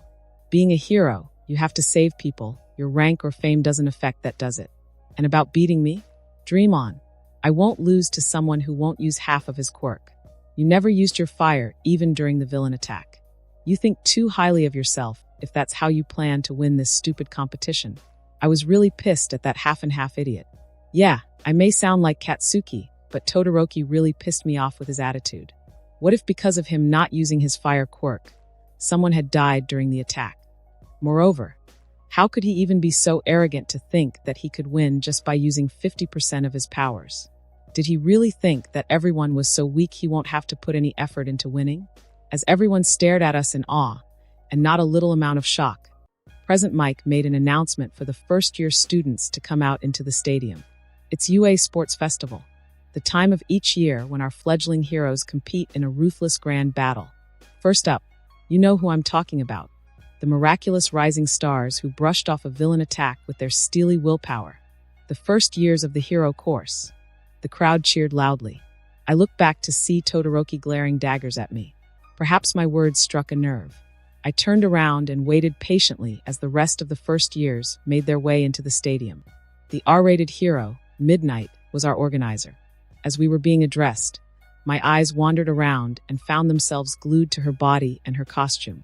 Some really nice thoughts made their presence known in my mind. I shook my head and concentrated on what was being said. And now, for the student's oath. Your representative is, from Class 1A, Midoriya IZUKU. I ignored whatever my fellow batchmates were saying as I made my way to the stage. Standing in front of the mic, I simply said, "The oath? Let's show the world what we UA students are capable of. Let's go plus ultra." I admit it was simple, but it got the job done. Everyone was pumped up to do their best as the spectators cheered for us.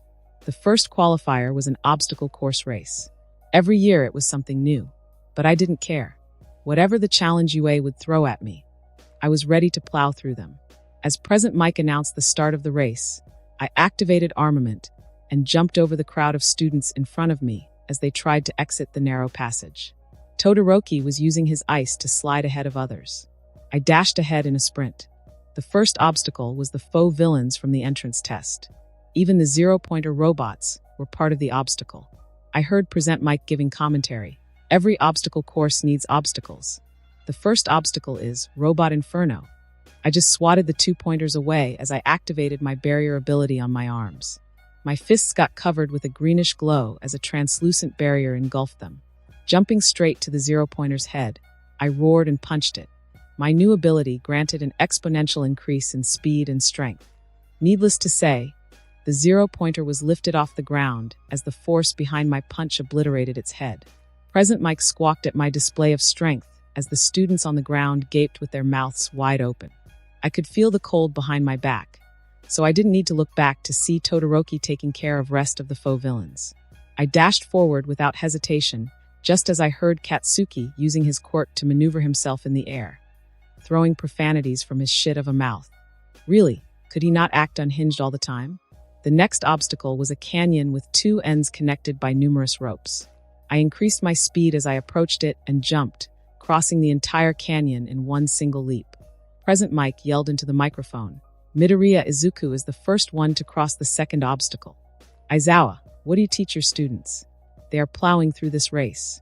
Aizawa-sensei replied, "Midoriya is one of the most hard-working students in my class. The results of his hard work are evident in this race." I smirked as I heard Sensei compliment me. The next obstacle was a mine zone. I could easily see where the mines were if I looked carefully. I activated barriers around my feet. For an obstacle course race, it was surprisingly very easy to cross each and every obstacle. I just made a dash to the mine zone's exit.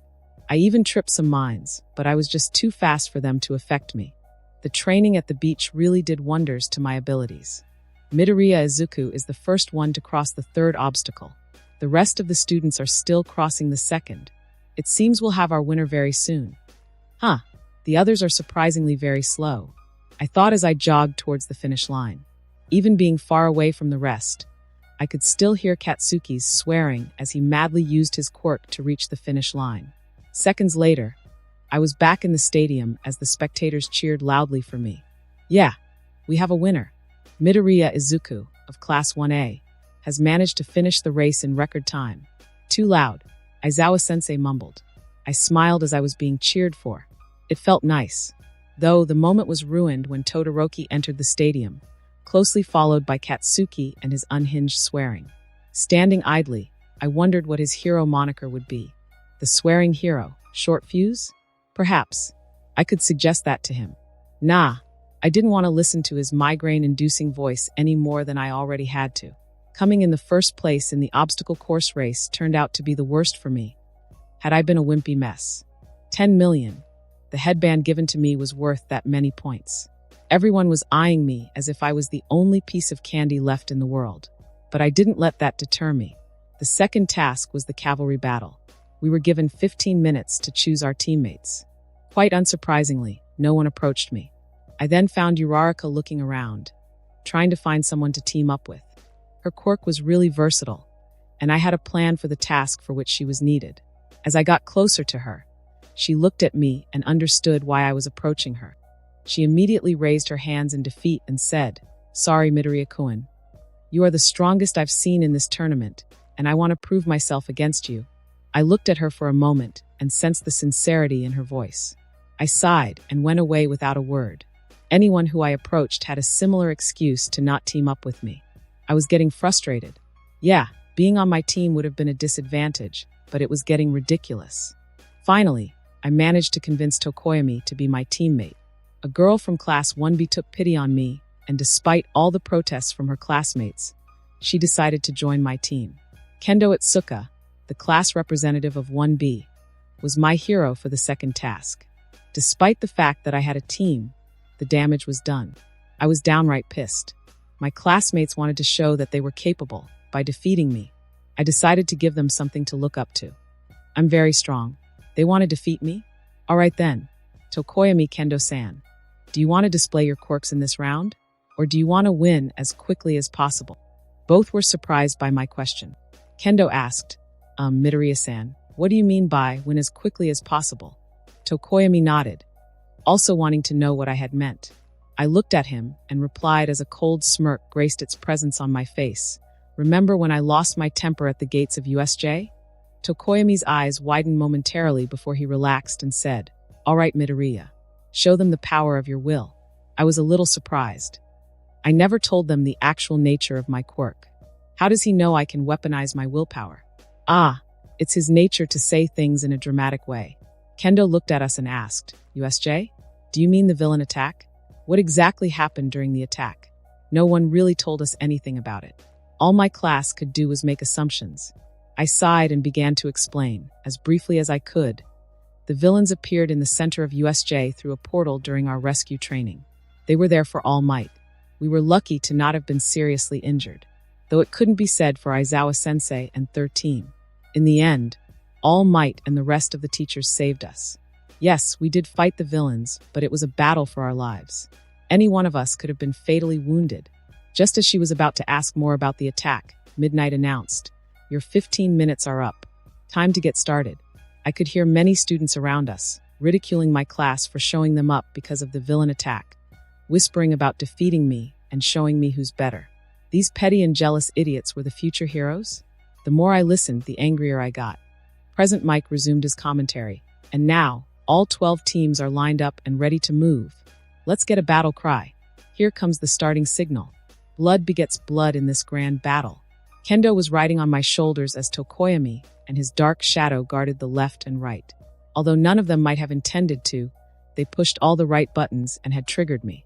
As the signal was given for us to start, all the teams began approaching us as quickly as they could. I could hear some of them monologue about taking all the points from us. Just as everyone was within the range of maximum effect, I released all kinds of control over my willpower, letting it pulse out like a huge wave. As my will conquered theirs, one by one, all the students began to fall, Their eyes rolled back in their sockets as they fainted, unable to bear the brunt of my conqueror's will. As my attack ended, only our team was the one left standing. Everyone in the stadium was shocked, perhaps except Aizawa-sensei. He was aware of my abilities. Present Mike stuttered as he yelled into the microphone. What just happened?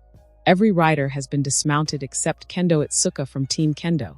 Aizawa-sensei spoke. There was a hint of emotion in his voice, but I couldn't get what it was. It's Midoriya Izuku's ability. He made everyone faint, thus eliminating them from this event. Present Mike continued. What an upset. Midnight, what is your decision? Midnight looked towards us and asked. I'll ask you three. What do you think should be done? Without any hesitation, I stepped forward and replied. Let there be a battle royale for those who were eliminated as a qualifier for the next task. I didn't need to look at my teammates to get their confirmation. They were too shocked to give a reply after seeing how easily I defeated everyone else. Midnight stared at me and then grinned. Crackling her whip, she gave me a thumbs-up sign and said, I like it. There will be a battle royale for all those who were eliminated in the cavalry battle to qualify for the final task. I looked back at Tokoyami and Kendo as the crowd roared with excitement. They were still too shocked at the ease with which I won that battle for us. How strong is he? Was thought that kept repeating in their minds. I, Kendo, and Tokoyami were sitting in the area assigned for participants while we looked on as 39 students fought in a battle royale. When everyone had woken up after I defeated them, many of my classmates were angry. The students from other classes were absolutely livid. I was certainly amused when many of them acted like a mild version Katsuki, if that was ever possible. When Ida asked me why I had done so, I only had one reply. Don't blame me.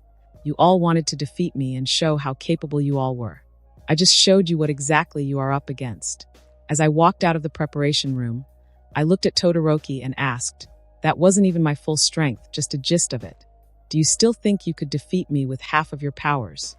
I looked at everyone as they leveled their glares upon me and said, this annual event is meant for us to show our country that we are capable of being its protectors.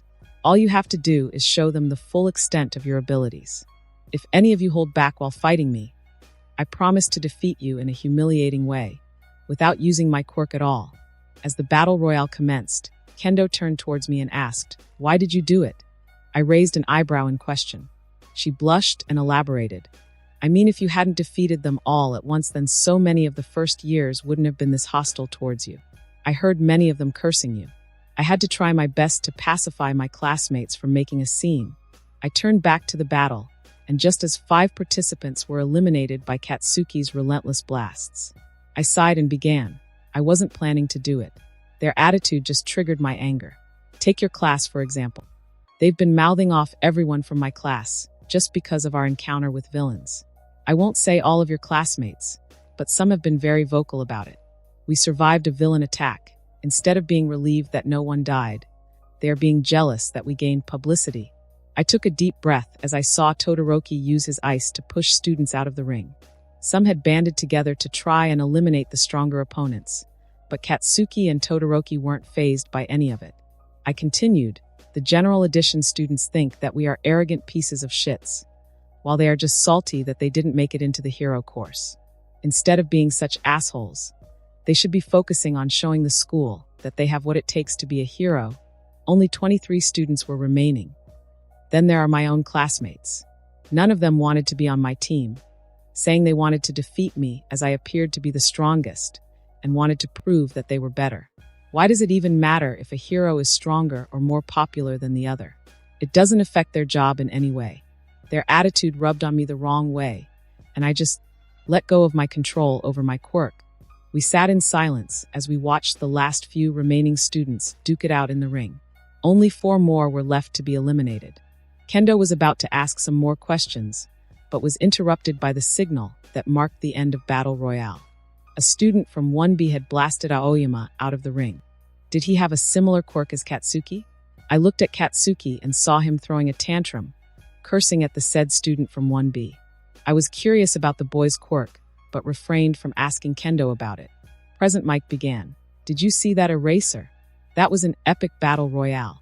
Let's give a yep to all the winners. The crowd cheered on as Present Mike continued. We'll proceed to the afternoon portion of this festival after a 1-hour lunch break. See you then. As I stood up and stretched my joints till they made popping sounds, I looked at Kendo and asked, Tokoyami and I are going to the dining hall. Want to join us? She blushed again and shook her head while saying, I'll join my friends for lunch. They might need some cheering up after losing in the battle royale. And I have to keep Monoma in check. Although she muttered the last part, I still heard it. Monoma? Perhaps he was the boy who had been the most vocal from 1B. I just smiled and nodded in response. My eyes lingered on her back as she walked away. She was a caring person and she'd make a good hero, or heroine. In her case, that is. I sat with my classmates for lunch, and even though some of them were miffed by my recent actions, most of them were behaving normally. Though Katsuki's glares were more intense than usual, and Todoroki's eyes were colder than usual. As the 1 hour break ended, present mic began. Before we get the final event, I've got good news for all those out of the running. Since this is a sports festival, we've prepared a recreational activity for all the participants. We even shipped in cheerleaders from America to get you pumped up. Before he could continue, an interesting sight beheld itself in front of us. All the girls from my class were dressed in cheerleading uniforms, looking quite embarrassed. They wore mini skirts and short, sleeveless blouses that showed their toned abdomens and legs. It was certainly a sight to behold. Although I didn't let it show on my face, I was enjoying the recreational activity quite a bit. Present Mike was a little shocked. HM? What's this? Class 1A. Why? Aizawa-sensei murmured into the microphone. What are they doing? Yorozu raised her arm and waved it angrily. Mineta, Kaminari, you tricked us. I looked at the culprits as they gave each other a thumbs up. I silently agreed. It was a job well done. Although I did sympathize with the girls. The guys shouldn't have tricked them like that. It was certainly a very embarrassing situation for them. As they were being indignant and brooding, HAKI decided to accept it and join the celebrations. Soon the rest of the girls were dragged into it. Present Mike continued. Hope everyone enjoys this recreational competition. Once that's over, we're on to the final event. Between the 16 finalists, we'll have a formal tournament, a series of one-on-one battles. The final event, I looked around and saw that everyone was focused. I smirked. I'm going to enjoy this event. I hope they put up a good fight. The matchups were decided by drawing lots. As every finalist drew a number, I took note of everyone who had managed to make it to the last round. Excluding myself, there was Katsuki whose quirk allowed him to create explosions. His only weakness was that he was quick to anger. Todoroki, his quirk was ice and fire, but he could only create ice or fire from their respective sides of his body. He hadn't used his fire in any situation to date, a fact which I could exploit. Next was Tokoyami, who had a sentient dark shadow residing in his body. Since it was a shadow, light was the only possible weakness I could think of. Looking to my left, I saw Kendo as she waved to me. I nodded and smiled in response. Her quirk was Big Fist, so a close combat type fighter. Ida with his quirk engine. Using it for too long, he could overheat the exhausts. So a battle of attrition was a probable choice. Uraraka had the quirk Zero Gravity. Maintain distance and do not let her touch me. Ashido, her quirk was Acid.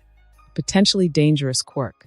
She was among the more physically fit in my class, but I could defeat her with speed. Kaminari, just make him short-circuit himself or defeat him by overpowering his will.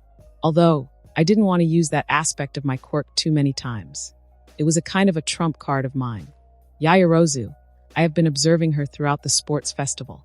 One thing I had noticed was that she was a little insecure and doubted herself a lot. Quick action and not to let her think was the way to defeat her.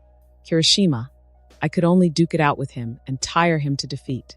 Then there were the other students from Class 1B. I was pretty pissed off at two of them, both boys who I wanted to face and beat the shit out of. The girl with thorny vines as hair seemed way too pure to show any kind of resentment. Another girl had goggles resting on her head. She was a support student. Last but not least was the dude who made his so-called declaration of war a week ago. I couldn't discern what his quirk was. It had to be something effective if he made it to the third event. As I drew my lot, I was paired up with the student from General Edition. The way he looked at me put me on the edge. What was the guy's problem? My classmates wished me luck as I made my way to the fighting stage, and Present Mike introduced us. After his signature, YHHH. The first match, dominating the sports festival with his speed and his overpowering abilities, It's Midoriya Izuku from Hero Course. Versus. Sorry, but this guy hasn't done anything to stand out yet. But he survived the battle royale, so he must be good. It's Shinso Hitoshi from General Course. The rules are simple. Win by knocking your opponent out of the ring, immobilizing them, or getting them to say, "I give up." Bring the pain. We've got good old recovery girl on standby. I don't know if I was hallucinating, but I definitely heard of who's old. Old your mother. Present Mike just ignored it and continued, and fight dirty if you must. Ethics have no meaning here. Well, of course, going for the kill is a no-no. You'll be disqualified.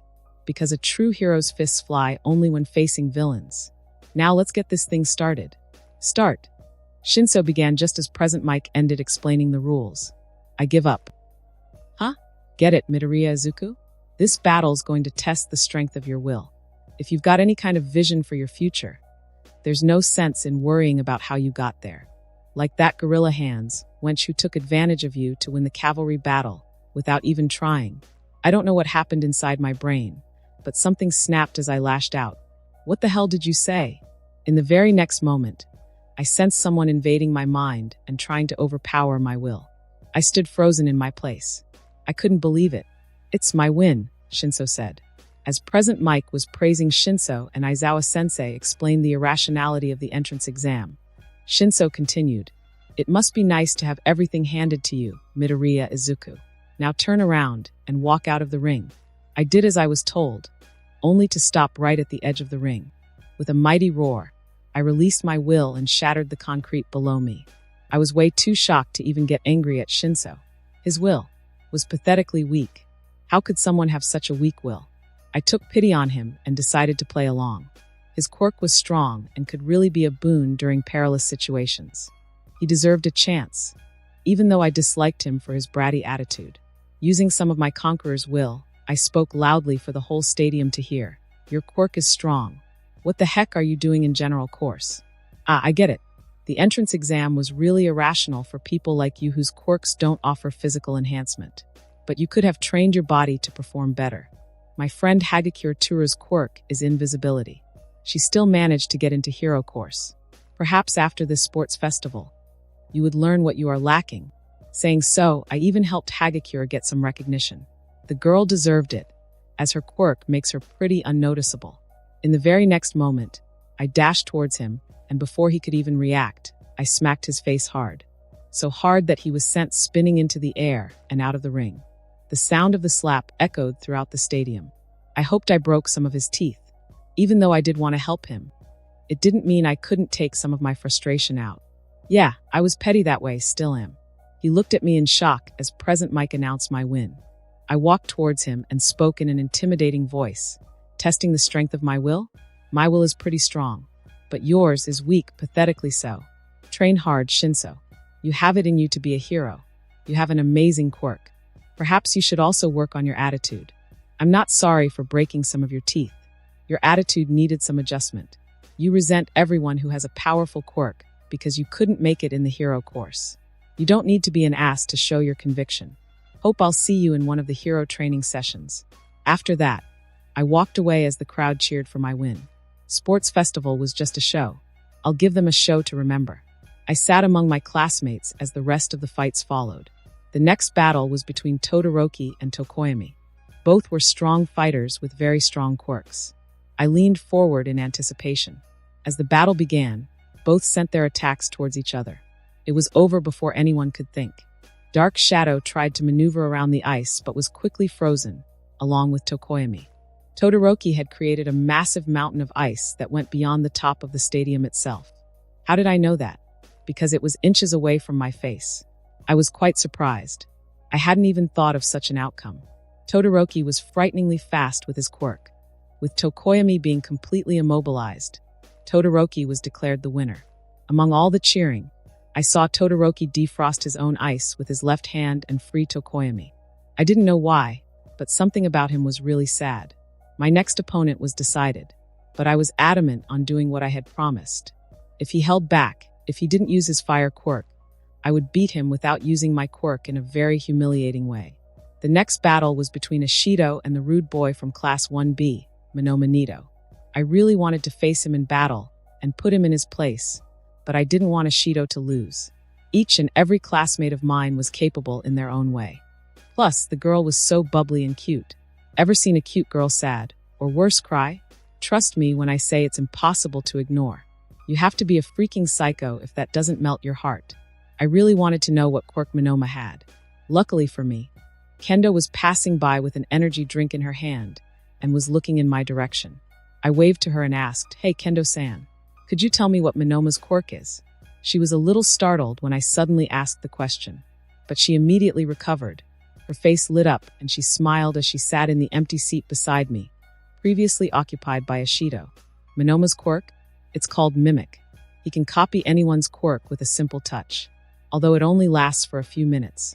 I nodded thoughtfully as Present Mike introduced Ashido and Monoma. Turning towards Kendo, I asked, "Any idea whose quirk he has mimicked?" She slowly shook her head as she replied while looking below as the signal was given for the battle to begin. He had something planned already. He's very clever, and since I was in your team for cavalry battle, he avoided sharing his strategy with anyone. I raised an eyebrow as I said, "He seems very petty and resentful." Kendo giggled and nodded. "It's more because of what Tetsu told him after your class was crowded by other first years a week ago. Tetsu told us that you all were very arrogant and felt that you were superior to others. A boy even called them extras. So Monoma made it his goal to show your class that 1B isn't any less." I sighed as I said in an annoyed tone, "Must have been Katsuki. He has a very explosive personality, much like his quirk. Also, he has a little superiority complex." Katsuki heard me talking about him and snarled from his seat. "What did you say, you piece of shit?" I looked back at him and said to Kendo, "Look at him. His face is almost always twisted into a scowl. Only a mother could love that face." Kendo spat out her drink as she laughed while holding her abdomen. Katsuki snarled again as he shat profanities from his mouth. Everyone around us just ignored him and laughed. Down in the ring, the battle had begun. Ashido secreted an acidic fluid from her specially designed shoes and slid towards Monoma at a very fast pace. Monoma just stood at his place and smirked. Right when Ashido was a few feet away, Monoma expelled searing fire from his body and attacked Ashido with it. Many of my classmates gasped in worry. My eyes immediately snapped towards Todoroki. His fists were clenched tight, and his knuckles were completely white. His face had contorted into a fierce scowl, and I could see that he was doing everything he could to control the anger that burnt in his chest like a raging fire. So there's a history with his fire quirk. That's why he refuses to use it. Does it have something to do with endeavor? The man has a shitty attitude, much like Katsuki. Did he abuse you, Todoroki? I turned around to see Ashido being flung out of the ring by fire. Her uniform was slightly charred at places, though it wasn't too much to make her feel exposed. Her skin had second-degree burns. She whimpered and limped away to Recovery Girl's office, sniffing and crying, unable to bear the pain. Present Mike, Aizawa-sensei, and many other people in the spectators weren't too pleased. I turned towards Kendo and saw her gritting her teeth as the energy drink bottle in her hand was being crushed in her fist. With my eyes hardened, I spoke in an icy tone. "I won't be holding back if I face him. Could you tell him that for me? I want him to know that he'll suffer. He went too far." Kendo nodded and spoke in a neutral tone. "I'll be going back to my classmates. All the best for your next battle, Midoriya-san." All of us decided to visit Ashido, except Katsuki, Todoroki, and Ida. Well, the next battle was of Ida, so he had to prepare. The other two just sat quietly, but I could tell they were seething inside. Their eyes couldn't hide their anger, even if their faces somehow did. As we comforted Ashido and worried about her welfare, Ida was being toyed by the support course girl, Hatsum Mei. She had somehow tricked him to use support gear created by her, and was using her to show her talent to various support gear companies in the spectators. It was funny in a way. Hatsum walked out of the ring when she was done with her demonstration. Ida's expression was certainly something to be captured in a camera. He looked like he was nauseous, constipated, and was kicked in the balls very hard. Next battle was between Kendo and Yaoyorozu. By that time, Ashido had been cured of her burns and had changed into a new uniform. After wishing luck to Yaoyorozu, I made sure to do the same to Kendo. Both girls were strong, and Kendo was leaving no room for Yaoyorozu to think of a plan with her relentless attacks. Kendo's quirk was made for close combat, and she was not letting Yaoyorozu create distance between them. With a fierce double-handed palm strike, Kendo forced Yaoyorozu out of the ring, even though the latter had created a large sheet of steel to soften the blow. Kendo offered her a hand and helped her up. From the look of it, she encouraged Yaoyorozu as the girl's face had lit up with a genuine smile. The next battle ended very quickly when Shiozaki Ibara, the girl from 1B, immobilized Kaminari with her vines after the dude short-circuited his brain. Kirishima's and Tetsutetsu's battle was a battle of attrition, an all-out brawl between men. In the end, it was settled by arm wrestling. The last battle between Katsuki and Uraraka was difficult to watch. Katsuki used everything to keep Uraraka away from him. He had acknowledged her as he didn't use weird names to address her. In that seemingly one-sided fight, everyone had ignored what was actually happening. When the smoke and dust settled, Uraraka released her quirk's effect on debris that had been accumulating and floating above Katsuki. But Katsuki was a tenacious prick. He blasted every last piece of debris apart. Uraraka was too exhausted to continue after her plan had failed, and she fainted. Katsuki was completely on guard till he was declared winner. The first round of knockout battle was over. There was a short break before the next round began. The first battle was me against Todoroki. I don't care what he's suffered from being in the same house as Endeavor. I have to make him see the error in his ways. Without using his fire at all, he'd never become a good hero. Are you thinking why was I so adamant on helping him? Because what kind of a hero would I be if I couldn't even save a fellow classmate from himself? As I made my way to the ring, a certain douchebag decided to grace his presence and try to ruin my mood. Endeavor walked towards me in an imposing way and said, "Hey, there you are. I tried, trust me. I really tried, but I couldn't hide my disgust from the jerk. What did you want?" His eye twitched at my sudden hostility, but he didn't let it affect him. "I saw what you did out there. You have an amazing quirk. Defeating all 39 of your opponents with a mental attack and creating enough force to shatter the concrete just by releasing force from your body. In terms of strength, yours is comparable to All Might." I forcefully exhaled and asked, "What are you getting at?" "My boy Shoto. He has a duty to surpass All Might. His match against will prove a valuable test. So give it your all. Put up a good fight against him. That's all I have to say. Sorry for my bluntness."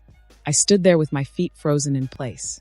Just as Endeavor was about to turn away in the corridor, I asked, my voice frigid from restrained anger, "What did you do to your son for him to deny half of his quirk?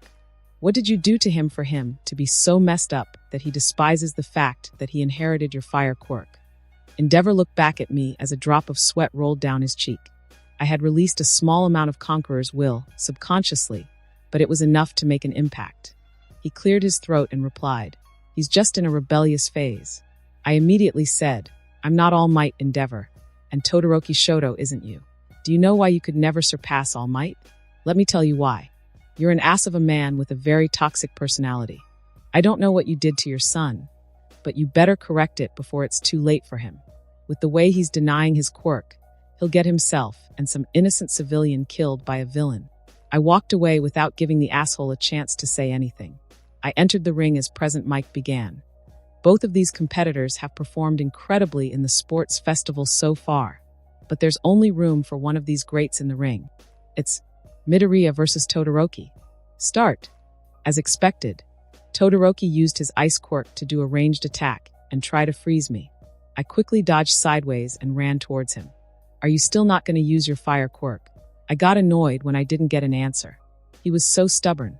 Dodging another ranged attack, I closed in towards his side in a burst of speed. Knowing he wasn't going to use fire, I cocked my fist back and swung it to the left side of his face. He created ice to freeze my arm, but it wasn't durable enough to stop my fist from connecting with his jaw in such a way that it rattled his brain. I did not hold back when I punched him, thus sending him spinning in the air and to the other side of the ring. I didn't give him a chance to recover and showered him with punches and kicks so quick that he couldn't even react. Every hit was targeted to his left side, the side from which he could produce fire. After a few seconds of beatdown, I moved away just in time to evade a fierce attack by Todoroki's ice.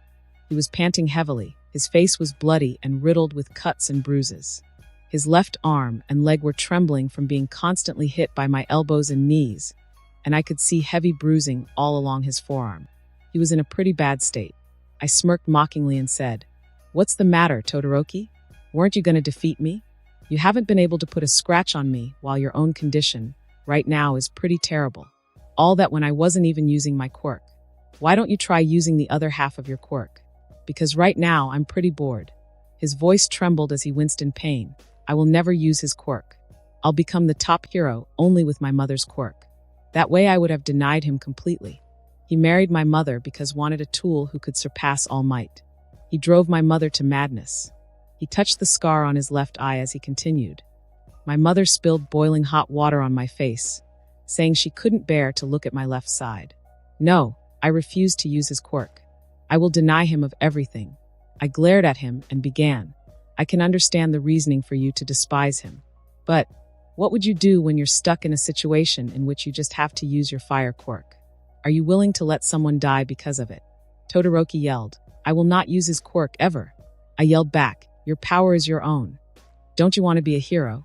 If you don't give your all in becoming number one, then I don't think you are serious enough to deny him everything. Use both of your quirks to become a better hero than your shitty father could ever be. Become the kind of hero your mother would have wanted you to be and could be proud of. Something flickered in his eyes when I mentioned his mother. I patiently waited for him to decide the outcome of his internal battle with his emotions.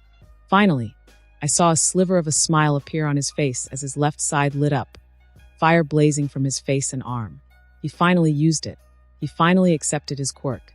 I smiled back as I could finally use my quirk and beat him while he was doing his best. I thought you wanted to win.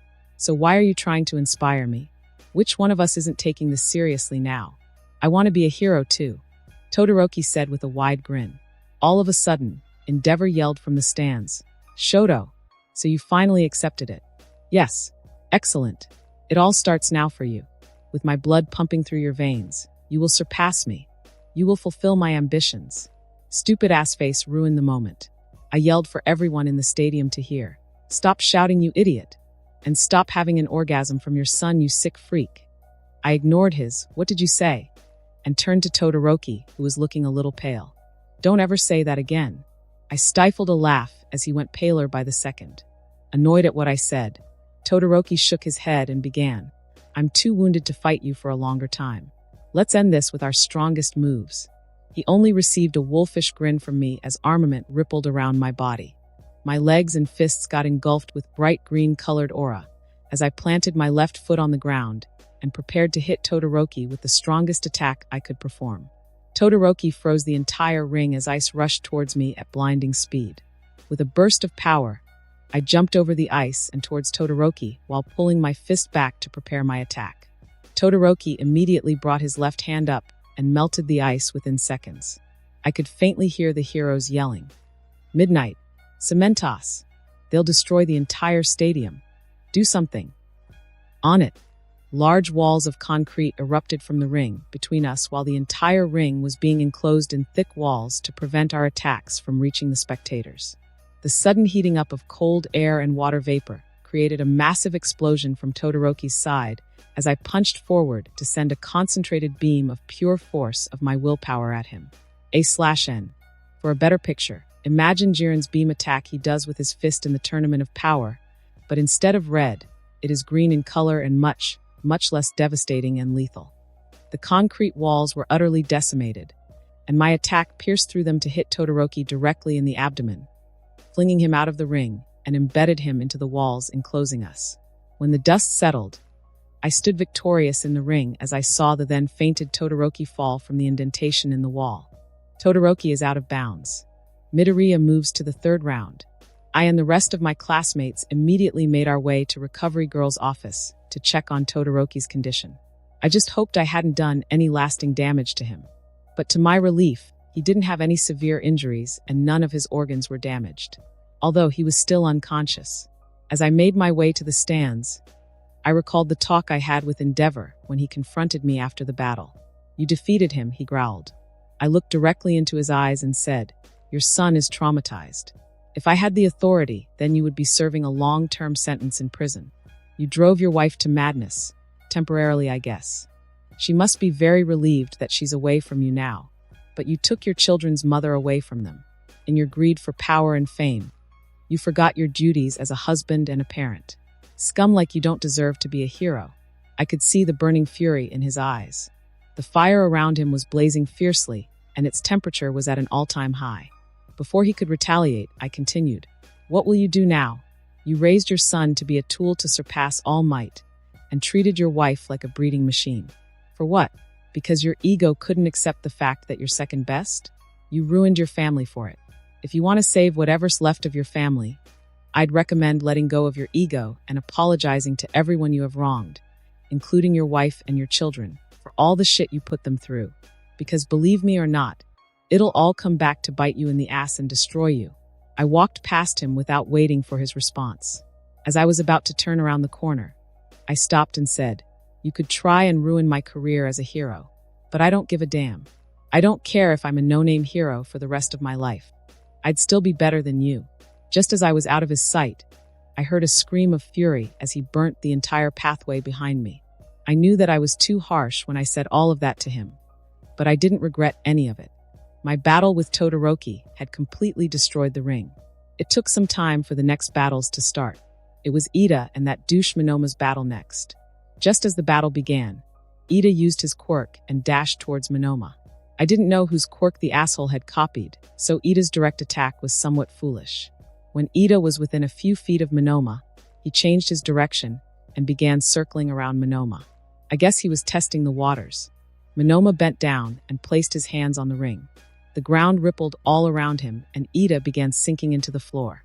In a desperate attempt to escape, Ida overcharged his legs and jumped out of the swamped ring. But he couldn't evade the wall of ice that rushed towards him and froze him within itself. To say the least, we were all appalled by it. He used Todoroki's quirk while he's unconscious in the infirmary? How dare he do this? Let me get my hands on him. That was very rude of him, Karo. IZUKU. I heard Katsuki's gruff voice from behind me. He'd never used my name to address me in 11 years. A little surprised, I turned around to look at him as he continued. If you don't kill that scumbag in your next match, I'll freaking kill you. Do you hear me? I raised an eyebrow and asked, so you do care about your classmates, huh? Even though you're the most unpleasant person I've ever encountered. I won't kill him, obviously, but that doesn't mean I can't brutalize him without crippling him. Uraraka shakily said, and Midoriya-kun, you don't sound like yourself. I don't, huh? I could tell the difference. Conqueror was leaking out of me uncontrollably. Monoma, in his attempt to show us up, had gone too far for any kind of redemption. Midoriya is scary, said Mineta with a trembling voice, but he immediately received a slap on his face from Tsuyu's tongue. I need to calm myself down, I said as I got up and walked out of the stands. Every step I took made cracks to appear under my feet and the surrounding walls. On my way out, I saw Kendo looking at me with a concerned expression on her face. Just as I assumed, soon she followed me to the preparation room assigned to 1A. I was still leaking out a lot of Conqueror's will, so when Kendo entered the room, she flinched and took a step back as a shudder went through her body. I sighed and consciously tried to control my quirk. It took some effort, but I was able to do it. Kendo placed a hand on her chest and took a deep breath. She walked towards me and took a seat on the chair beside me. Monoma told us what he had planned for his battle with Ida-san. Many of us tried to stop him, I included, but he was too stubborn about it. I even threatened him with what you had told me when he defeated Ishido-san. But he scoffed and walked away after asking Hanazuki for his quirk. I took a few moments to absorb what Kendo had said and to further calm myself. I didn't want to sound rude to her. Thank you for telling me this, Kendo-san. I hope you won't ask me to go easy on him. He's already beyond forgiveness. Kendo shook her head and said earnestly, I told my classmates about the talk I had with you on the villain attack. Most of them were ashamed for assuming too much. Even Tetsu was embarrassed by his behavior. They hold no animosity or jealous feelings against you and your classmates. But Monoma was too adamant about his opinion. I'm not here to ask you to spare him. I just hope you could correct him. Monoma is very serious about being a hero. He's just too stubborn once he's made an opinion about someone. I nodded and said, I can say for my entire class that none of us holds anything against 1B. But they won't bat an eye if I put Monoma in his place. We sat in silence as we heard faint sounds of violent explosions coming from the stadium.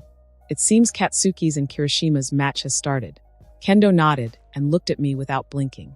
There was a strange emotion flickering in her eyes that I couldn't discern. With a concerned expression, she asked, are you all right? With a hollow chuckle, I replied, yeah.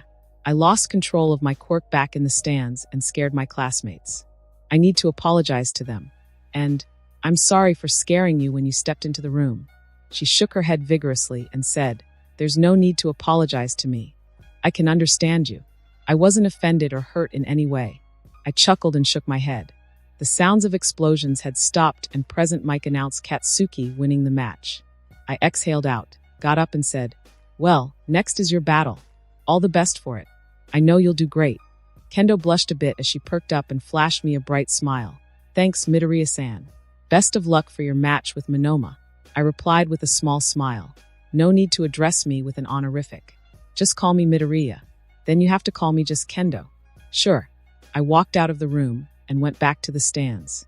I had to apologize to my classmates for scaring them, while in Mineta's case, making him shit his pants. I watched as Kendo and her classmate, Shiozaki Ibara, fought in the ring.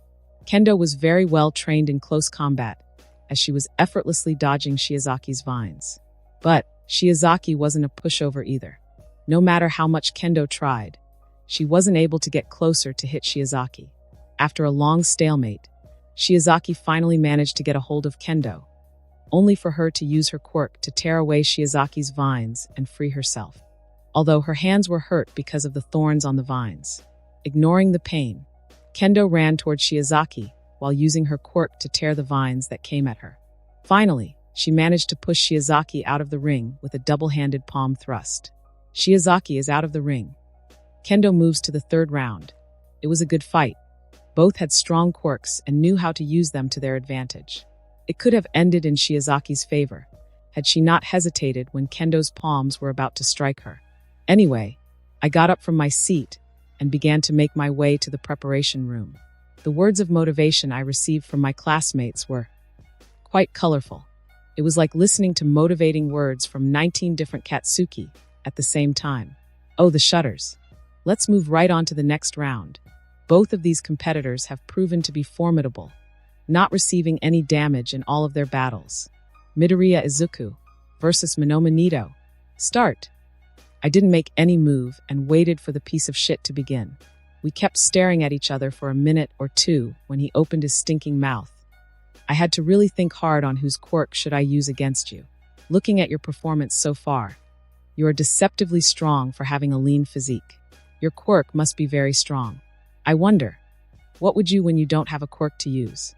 I looked at him with a blank expression as his irises turned red and began glowing. His hair rose up in the air, and I felt myself losing the ability to manifest willpower into existence. Present Mike yelled into the microphone. What?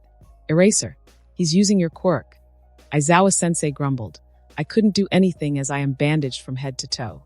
He just asked if he could use my quirk, and without waiting for my response, he touched me and copied it. You're suddenly very chatty. I blamed the painkillers. Down in the ring, Monoma ran towards me and swung his fist to connect a haymaker on my jaw. It was a clever plan, had I been a sissy who was only dependent on his quirk. I immediately deflected his punch, and in a very swift attack, I struck the sides of his trachea, thus impairing his ability to talk temporarily. I looked into his wide glowing eyes and spoke in a menacing voice. I quit. That's what you have to say to forfeit the match. Now you can't even speak.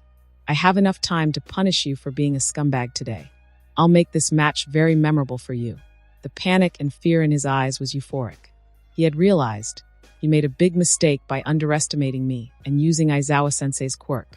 He immediately pushed me away, but I was too quick for him. I sped forward, bent my torso and drilled my fist into his abdomen like a sledgehammer. The force was enough to lift him off his feet. I could hear a collective intake of breath by the spectators as they winced because of my punch.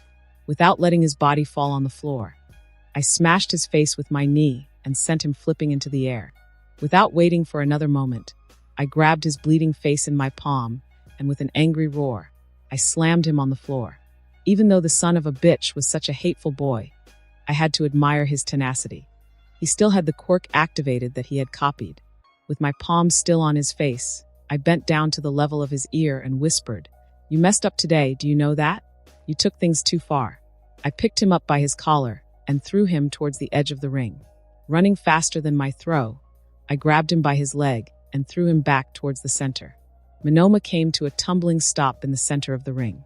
He struggled to get up on his feet and kept trying to speak, but all that came out of his mouth was air. I raised my fist and covered it with armament. I can use my quirk now. So if you don't want me to beat you up with fists as hard as a sledgehammer, you better use the quirk that you so arrogantly and disrespectfully copied from my sensei. Monoma snarled and activated the quirk once again. I continued, you had the gall to use our own quirks against us. I ran forward and flipped into the air to deliver a kick over his head, making him fall on his face. You dared to copy Todoroki's quirk when he was incapacitated. I grabbed him by his hair and headbutted on his forehead, repeatedly, making cuts appear over his eyes. You used that scumbag Endeavor's quirk and burnt Ishido's uniform. She was very lucky that she wasn't too exposed, and the uniform was just singed at very few areas. The embarrassment it could have caused, being seen naked in front of so many spectators, you have no idea about it. She could have suffered from severe burns with how recklessly you used his quirk. I once again slammed him on the floor and pounded on his face mercilessly. We were attacked by villains in USJ, and instead of being concerned, you ridiculed us on every chance you got for getting famous in the media. We decimated the villains that day. And right now, I don't see a hero getting his ass beaten by me. All I see is a villain. I stopped beating him when I finished. Monoma's eyes widened with shock, fear, panic, and realization. How could I be so blinded by jealousy? I wanted to be a hero and prove to everyone that my quirk is not villainous. But today, I behaved like a villain. I soothed his nerves around his throat so that he could speak again. He began crying uncontrollably and mumbled, "I'm sorry. I'm sorry. I'm sorry." I nodded and moved away from him, with his body trembling from pain and fatigue. He sat up and wiped his tears away while saying, "Midnight Sensei, I forfeit this match." Her expression was somber and a bit relieved. I guess she heard whatever I had said while I was brutalizing Monoma. Perhaps that was the reason she hadn't stopped the match midway to prevent me from doing some permanent damage to him. He was taken away on a stretcher as Midnight announced. Monoma forfeits the battle. Midoriya advances to the final round. I went back to the stands and said with a smile, "Ishido, Todoroki, Monoma apologizes for his conduct today. I hope you will forgive him." Todoroki smiled and nodded slightly while Ishido immediately jumped up from her seat and gave me a tight hug. "Thank you, Midori." I patted her head and laughed along with my friends as they excitedly talked about how I beat Monoma's ass. In the stands of 1B, I noticed Kendo mouthing a thank you towards me. I grinned and nodded. Suddenly, I noticed someone missing from my classmates. "Where's Ida?" Uraraka replied uncertainly. He received a phone call from his family. His brother is hurt in a villain attack, so Ida-kun took off to visit him. Oh, I wasn't too concerned as Ingenium was a strong hero. And anyway, heroes get hurt while doing their duty. It wasn't something rare. But how could I have known? A killer was on the loose targeting heroes in various prefectures. And Ingenium was his latest victim. Watching Kendo's and Katsuki's battle was making me anxious. Katsuki was doing everything he could to blast Kendo away as she desperately evaded his attacks. The battle was intense. Kendo was a trained fighter, while Katsuki mostly relied on his masterful control over his quirk and his battle instinct. Using her big fist quirk, Kendo swung her palm towards Katsuki's side and managed to hit him. But Katsuki managed to soften the blow by creating an explosion against her palm. Kendo stumbled away as she winced in pain. Meanwhile, Katsuki managed to prevent himself from being eliminated by a ring out as he used his quirk to stop himself from going over the boundary. In a desperate attempt to win, Kendo ran towards Katsuki and attempted to hit him with a powerful palm strike. But Katsuki's instincts took over, and he jumped over her head. Kendo immediately realized that she made a grave error in her judgment. She tried to turn around, but was sent flying outside the ring by an explosion against her back. Kendo has been eliminated by ring out. Bakugo advances to the finals. The spectators cheered for both of them. After an enthusiastic YHHH, Present Mike rallied the spectators. Looks like the final is set. It's Midoriya IZUKU versus Bakugo Katsuki. There was a 15-minute break before the final round began. I met Kendo as she was making her way to Recovery Girl. Her eyes were a little puffy and watery, means she had been crying. Of course she was crying. She had lost in semifinals just a few minutes ago. I exhaled and said, Come on. She just wordlessly followed me as we made our way to Recovery Girl. Once there, Recovery Girl healed her, gave her a few gummy bears, and went away to check on Aizawa-sensei, who had not visited for his checkup. Kendo was sitting on the bed, and I was standing right in front of her. Want to talk about it? Kendo looked up at me and took a deep breath before replying. I really wanted to win and face you in the finals. I don't think you remember me, but we used to go to the same dojo in our childhood. I smiled and replied while ruffling her messy hair. How could I ever forget my tomboyish sparring partner? You were the only one who could give me a challenge. Training at the dojo was really boring after you and your family moved away. Itsuka pouted and looked away as a blush crept on her cheeks. I resent that. I could never defeat you. And stop ruffling my hair. They are already very messy, stupid Zuzu. I was so formal with you because I thought you forgot about me. I bet you were having a lot of fun seeing me act like that. I smirked as she grew indignant and huffed. It was funny seeing you struggle so much while talking to me. You were so uptight, I had to try my best not to start laughing. Itsuka growled as the blush on her cheeks grew brighter. I placed my hand on her head and gently rested my forehead against hers. Smiling and ignoring the steam coming off her face, I said, I missed you, Ken-chan. You fought brilliantly today. No matter what anyone says, I'm proud of you. From that tomboy who I believed was literally a boy for many weeks. You've grown up to be a very responsible and a wonderful girl. As I moved away, I heard her murmur meekly, I missed you too, Zuzu. Before we could talk more, her classmates barged into the room and were about to say something when they all went quiet upon seeing me standing near Itsuka.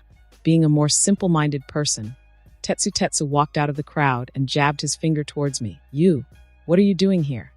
I simply shrugged and replied, she was in my team for cavalry battle. I just came here to ask if she was all right as I was on my way to preparation room. Turning towards Itsuka, I smirked mischievously and said, well, I'll be on my way, Kendo-san. Won't you wish me luck? Her eye twitched a few times as she struggled to not punch me with her quirk. Best of luck, Midoriya-san. With my shoulders trembling as I struggled to control my laughter and quickly left for the preparation room. I sat down on a chair and began concentrating on the match. It would be the first time Katsuki and I would be going all out against each other. For the past 10 years, we had been at each other's necks. That final battle was the deciding fight to see who was better among us. I know it wasn't very heroic, but settling a 10-year-old rivalry, I was really looking forward to the fight. I walked out of the room and made my way to the ring. On the other side, I could see Katsuki already standing in the ring with an ugly smirk on his face. It made him look downright hideous. Seriously, dude, at least try to look a little less like a villain. Yeah, I think there's no need to tell who that was. At last, we've arrived. The best of the best among UA will be decided. It's the final match, Midoriya versus Bakugo. Now start. None of us waited for the other to make the first move. Katsuki propelled himself in my direction with his explosions as I covered my entire body with armament. As always, Katsuki began with the right swing. Stepping sideways, I effortlessly dodged it and spun around and delivered a spinning kick on his face. Even though my kick had hurt him, Katsuki immediately got up and rained explosions at me. Again, I dodged them all as I knew exactly where he was going to attack, thanks to my will of observation. Frustrated that he couldn't land any hits on me, Katsuki jumped back and brought his palms together to create an area-wide explosion, similar to the one he used to destroy Uraraka's final attack. It was too close for me to dodge, and the attack threw me several feet away. Despite the smoke coming off my body, I wasn't hurt very bad. The heat was more annoying than painful.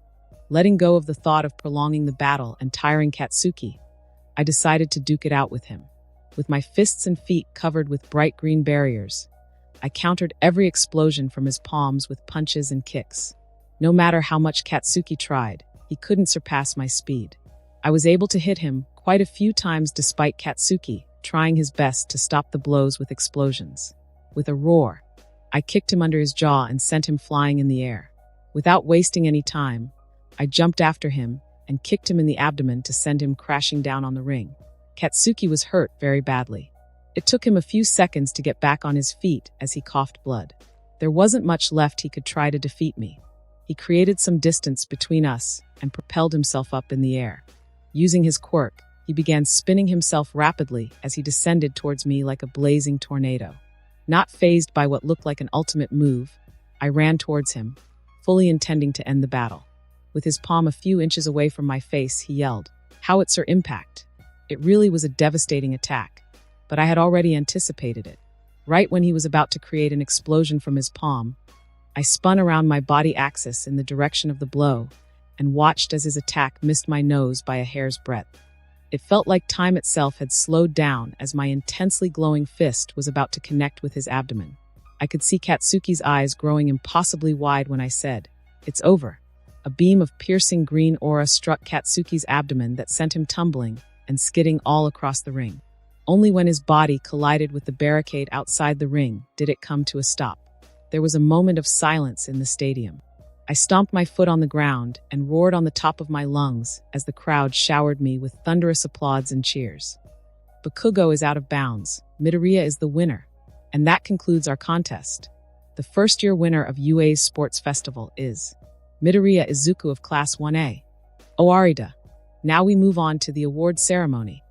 I was in a very joyful mood, or would have been if not for Mr. Second Place and his unhinged maniacal protest of not wanting to accept the fact that he was second. NNNN. I tried my best to stay indifferent. This idiot. The whole country is watching this event. Then I looked at him, bound by chains to a wall of cement with his hands tied by an apparatus and his mouth covered, so that he couldn't give a new meaning to profanity. He looked like an escaped patient from an insane asylum. I don't know this crazy guy. Focus on Midnight. Ah, so many happy thoughts. Stop judging me. I was a perfectly healthy teenager. Anyway, Midnight, making a sexy pose, began. In third place, we have both Todoroki and Kendo. The stadium cheered for the two of them. I glanced at Itsuka and saw her cheeks flaring up, and she stood completely rigid. I stifled a giggle. She was never good with accepting praise.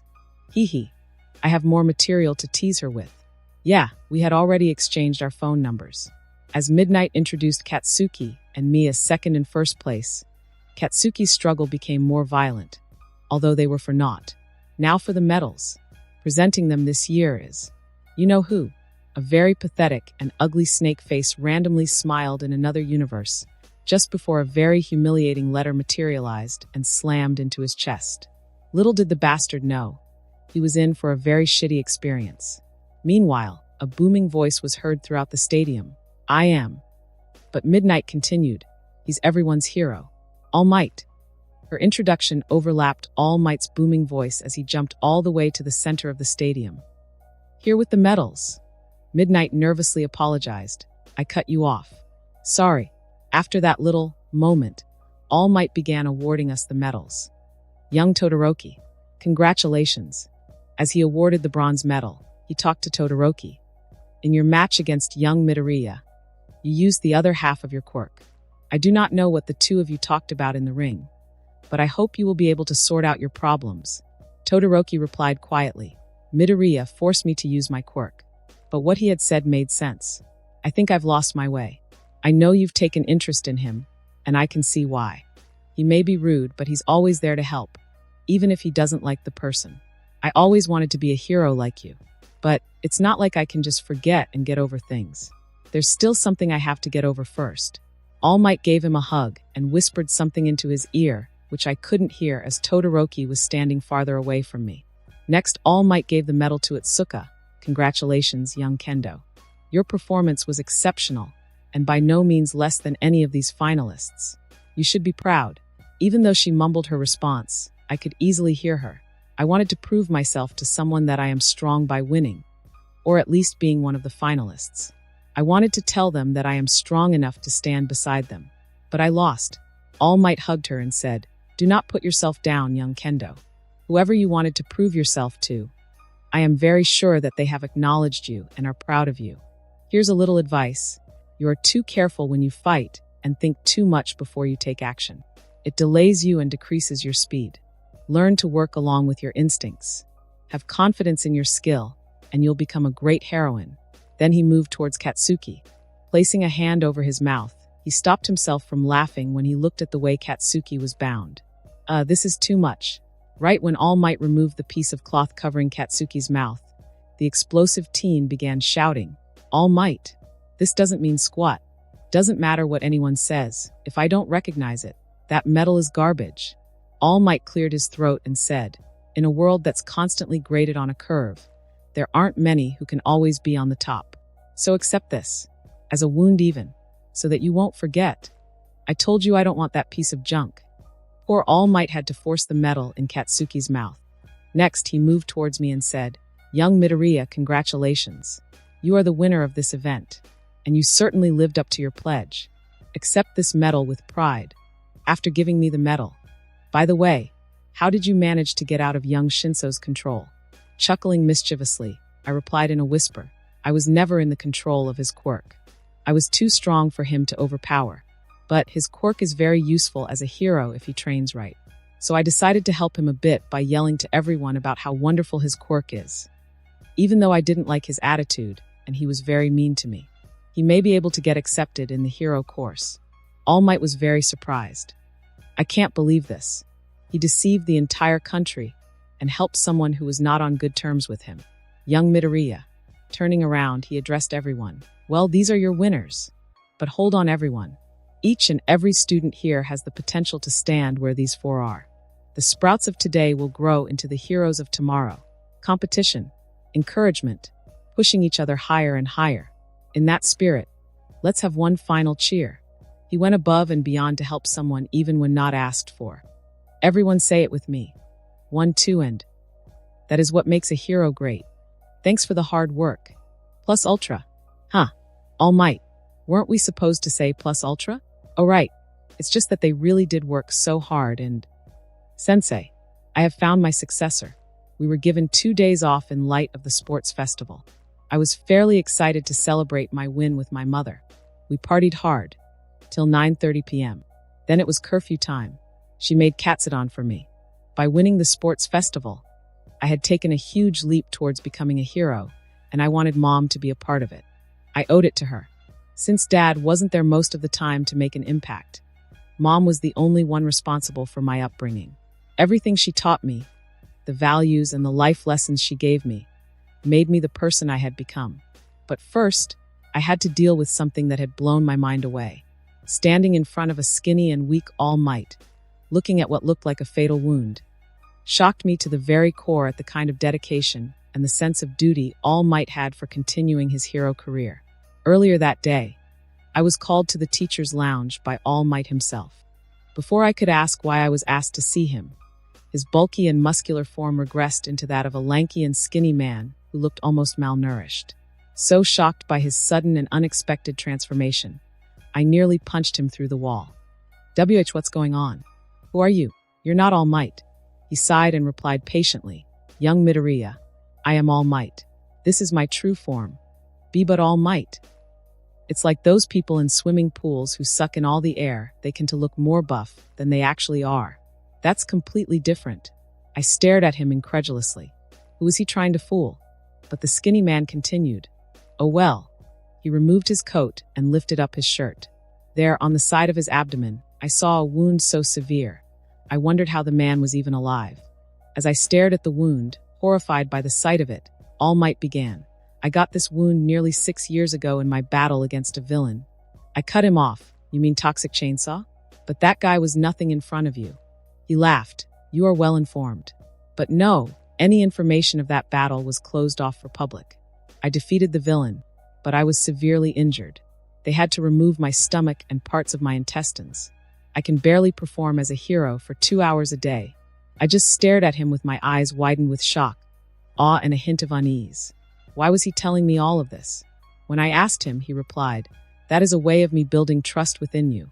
He looked straight into my eyes with an intensity that showed why he was the best of all heroes. Young Midoriya, even though you were a little harsh towards some, you selflessly helped them overcome their insecurities, even to the point of fooling the whole country, just so that young Shinso could be recognized. You could have easily won your matches against young Shinso, Todoroki, and Monoma, but you helped them. Could you tell me why? With a soft smile, I looked into his eyes and immediately replied, because it was the right thing to do. What kind of a hero would I be if I couldn't save someone right in front of me from themselves? All Might's eyes widened momentarily as he took a deep breath. Helping someone when not asked for is the essence of a true hero. Young Midoriya, I have deemed you worthy of inheriting my quirk. Inherit his quirk? All Might continued. For years the tabloids have debated about what my quirk could be. Many of them have deemed it to be some form of super strength quirk. I've always evaded the topic in interviews. It won't do well if the almighty symbol of peace were not a natural-born hero. My quirk is not unlike the sacred torch from the legends that's passed from one bearer to the next. It's a quirk that can be passed over to someone deemed worthy by the bearer. It's called One for All. A quirk that could be inherited? So awed and shocked, I was unable to utter a single word. The bearer of the quirk cultivates power and passes it on to the next bearer, and again it is cultivated to be passed down to the next one. Young Midoriya, I have been searching for a successor for ages, and now I have finally found one who I deem is worthy.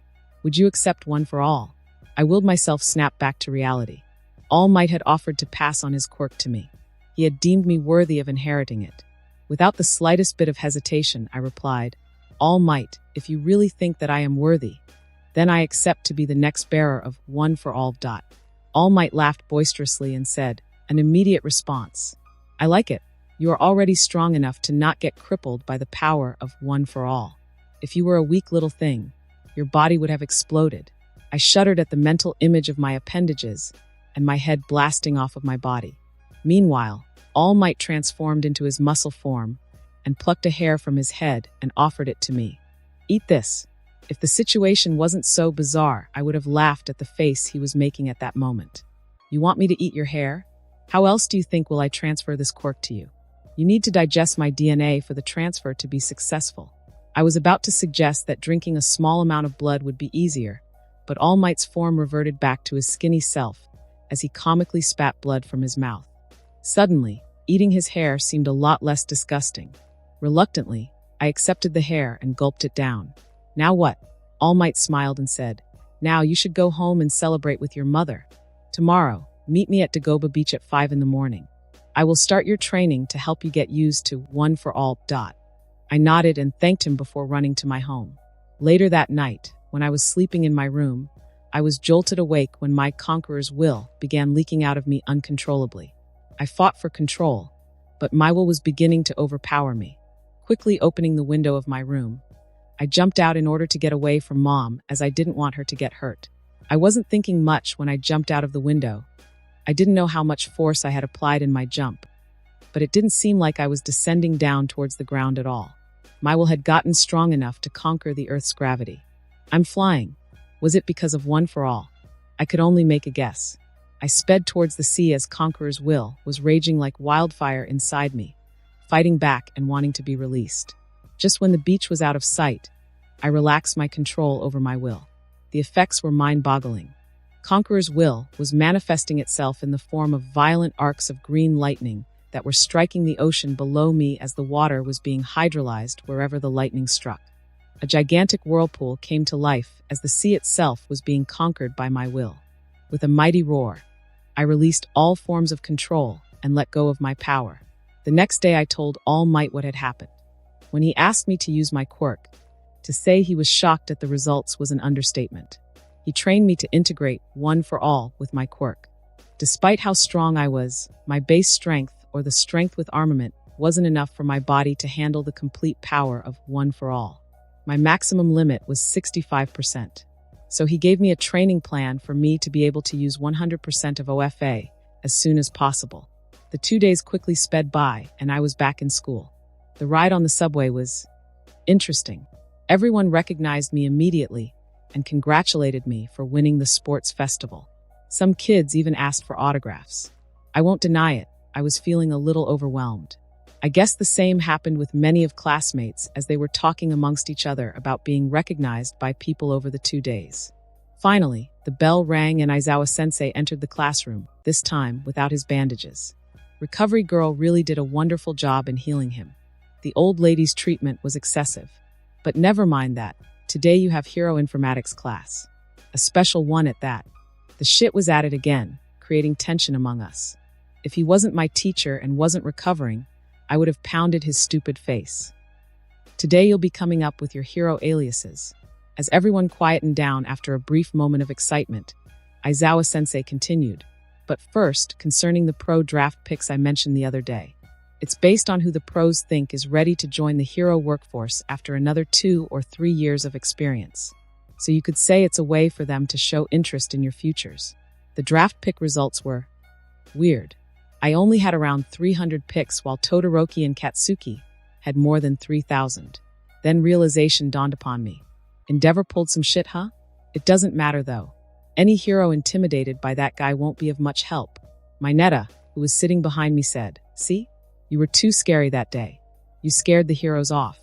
More like Endeavor did." Right when Aizawa-sensei was about to finish explaining about the drafts, a woman entered our classroom whose appearance muddled my young teenage mind. Midnight, the woman of my midnight dreams. I couldn't help it. After all, she was my childhood crush. We were given placards to write our aliases on. As my classmates began announcing the names they had chosen, I focused on choosing my own alias after thinking about some very pleasing and happy thoughts about a certain heroine. Midoriya, let's see what alias you have chosen. Nodding, I willed a certain part of mine to relax and walked up to the class podium to display my placard. I activated armament and allowed it to cover my entire body. With the addition of one for all, even the color of my armament had changed. Armored Hero, Emerald Knight.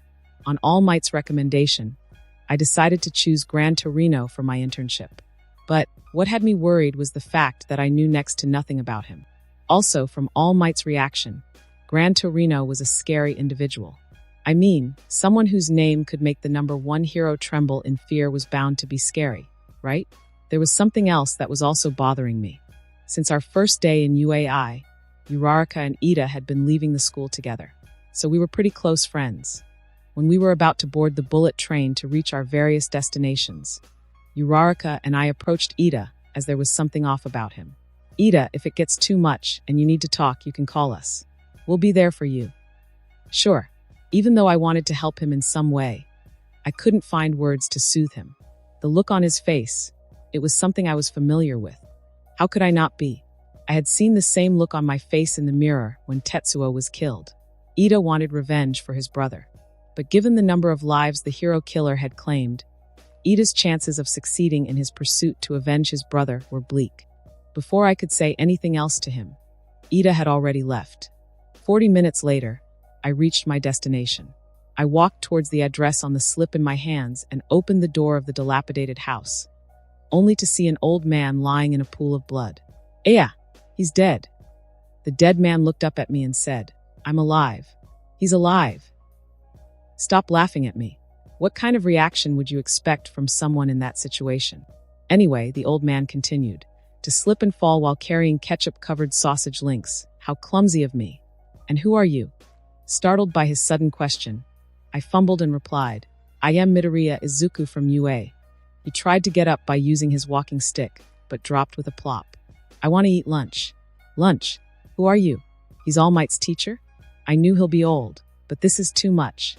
The old bag of flesh and bones perked up as he fiddled with the suitcase that had my costume in it and exclaimed, "Tashinori, that's not my name. It's Midoriya IZUKU." Right when I was about to leave and talk to All Might about it, the old man spoke in a tone which felt different from how he was behaving a few seconds earlier. "Fire off an attack. Show me your one for all. I'd like to know to what degree you can control it." It was so sudden that it took me off guard. "Huh, nice costume.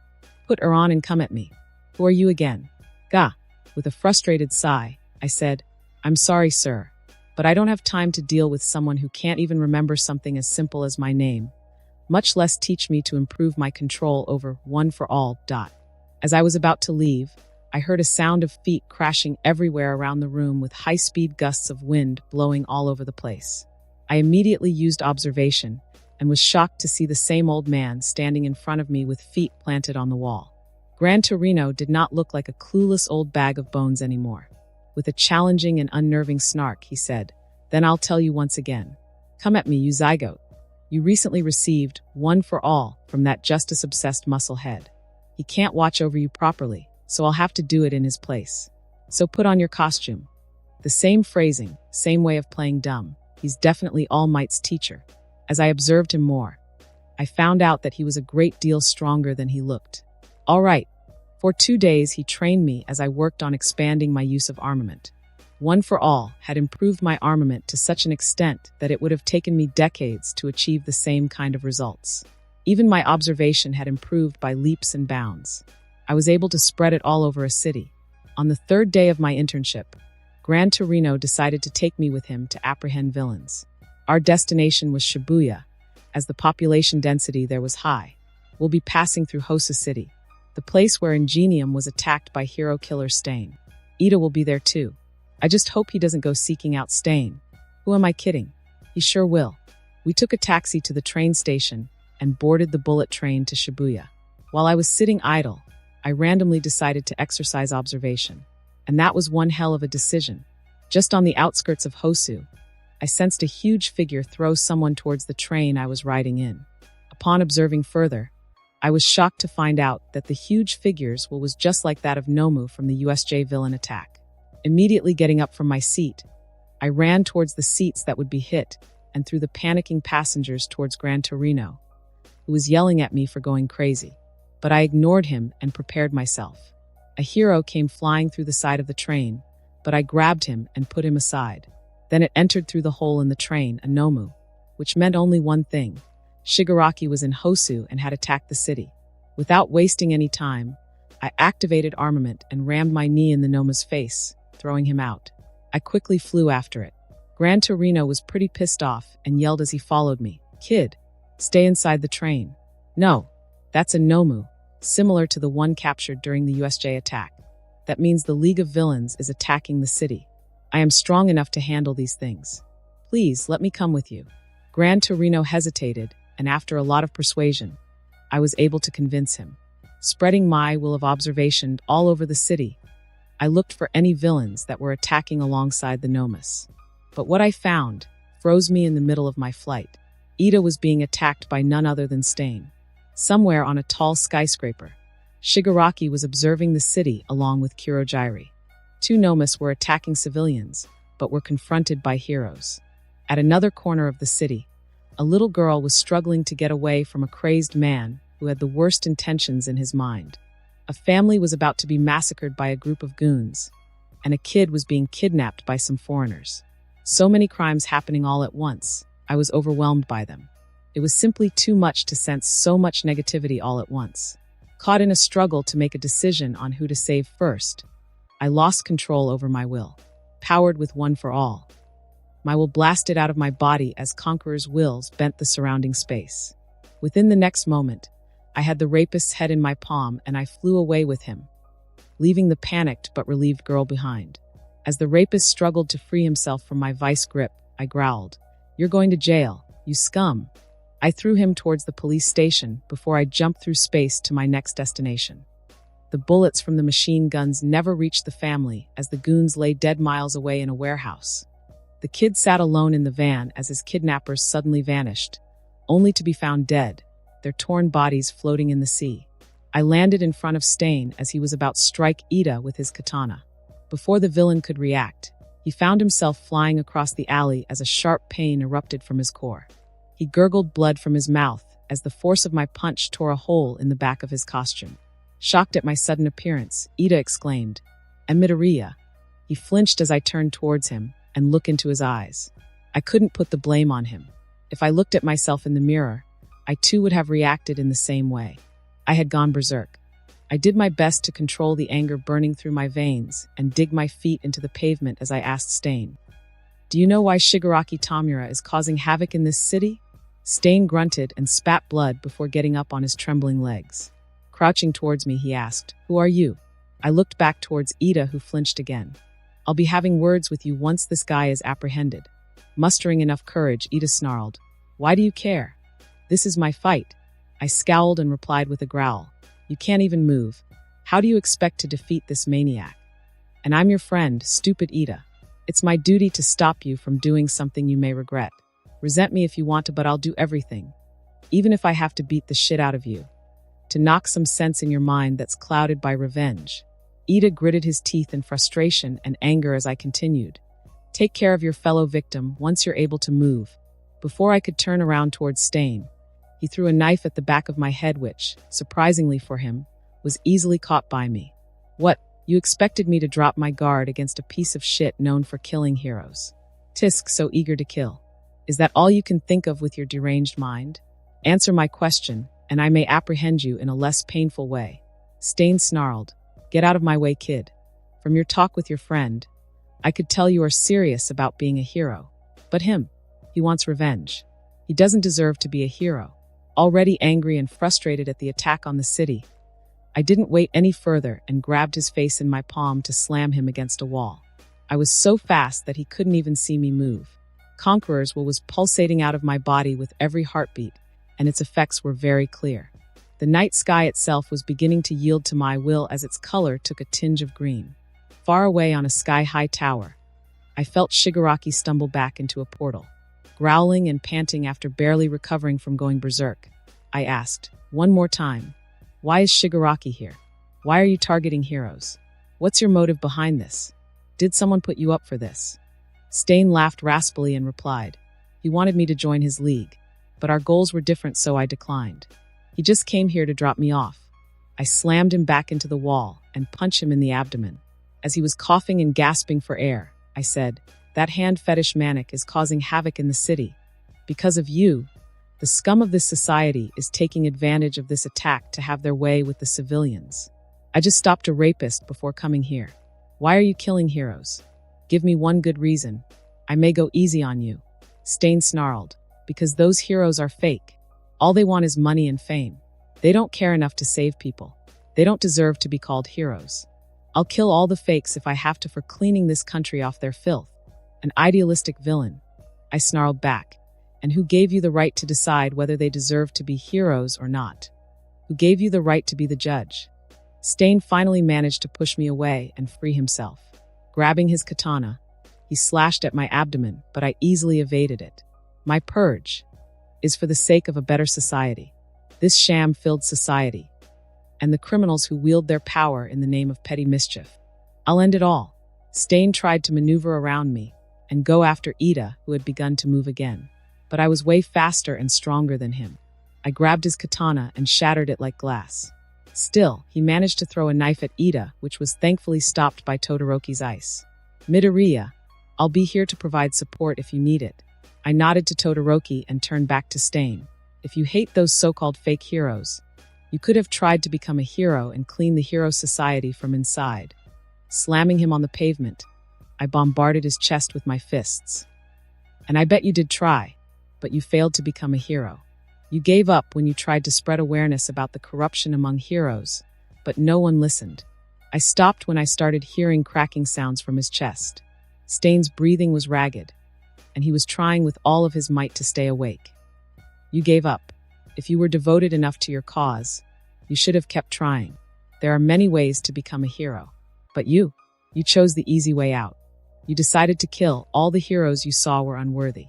Instead of choosing to do things the right way, you chose a coward's path and became a murderer. Am I right? Your will is weak. In the end, you're nothing but a coward. My words provoked him to try and attack me, and by his reaction, I knew I was right. I could see the madness in his eyes. I knew that no matter how much I tried, I couldn't help him in any way. I rammed my fist into his face and sent him flying into the wall. Stain was defeated.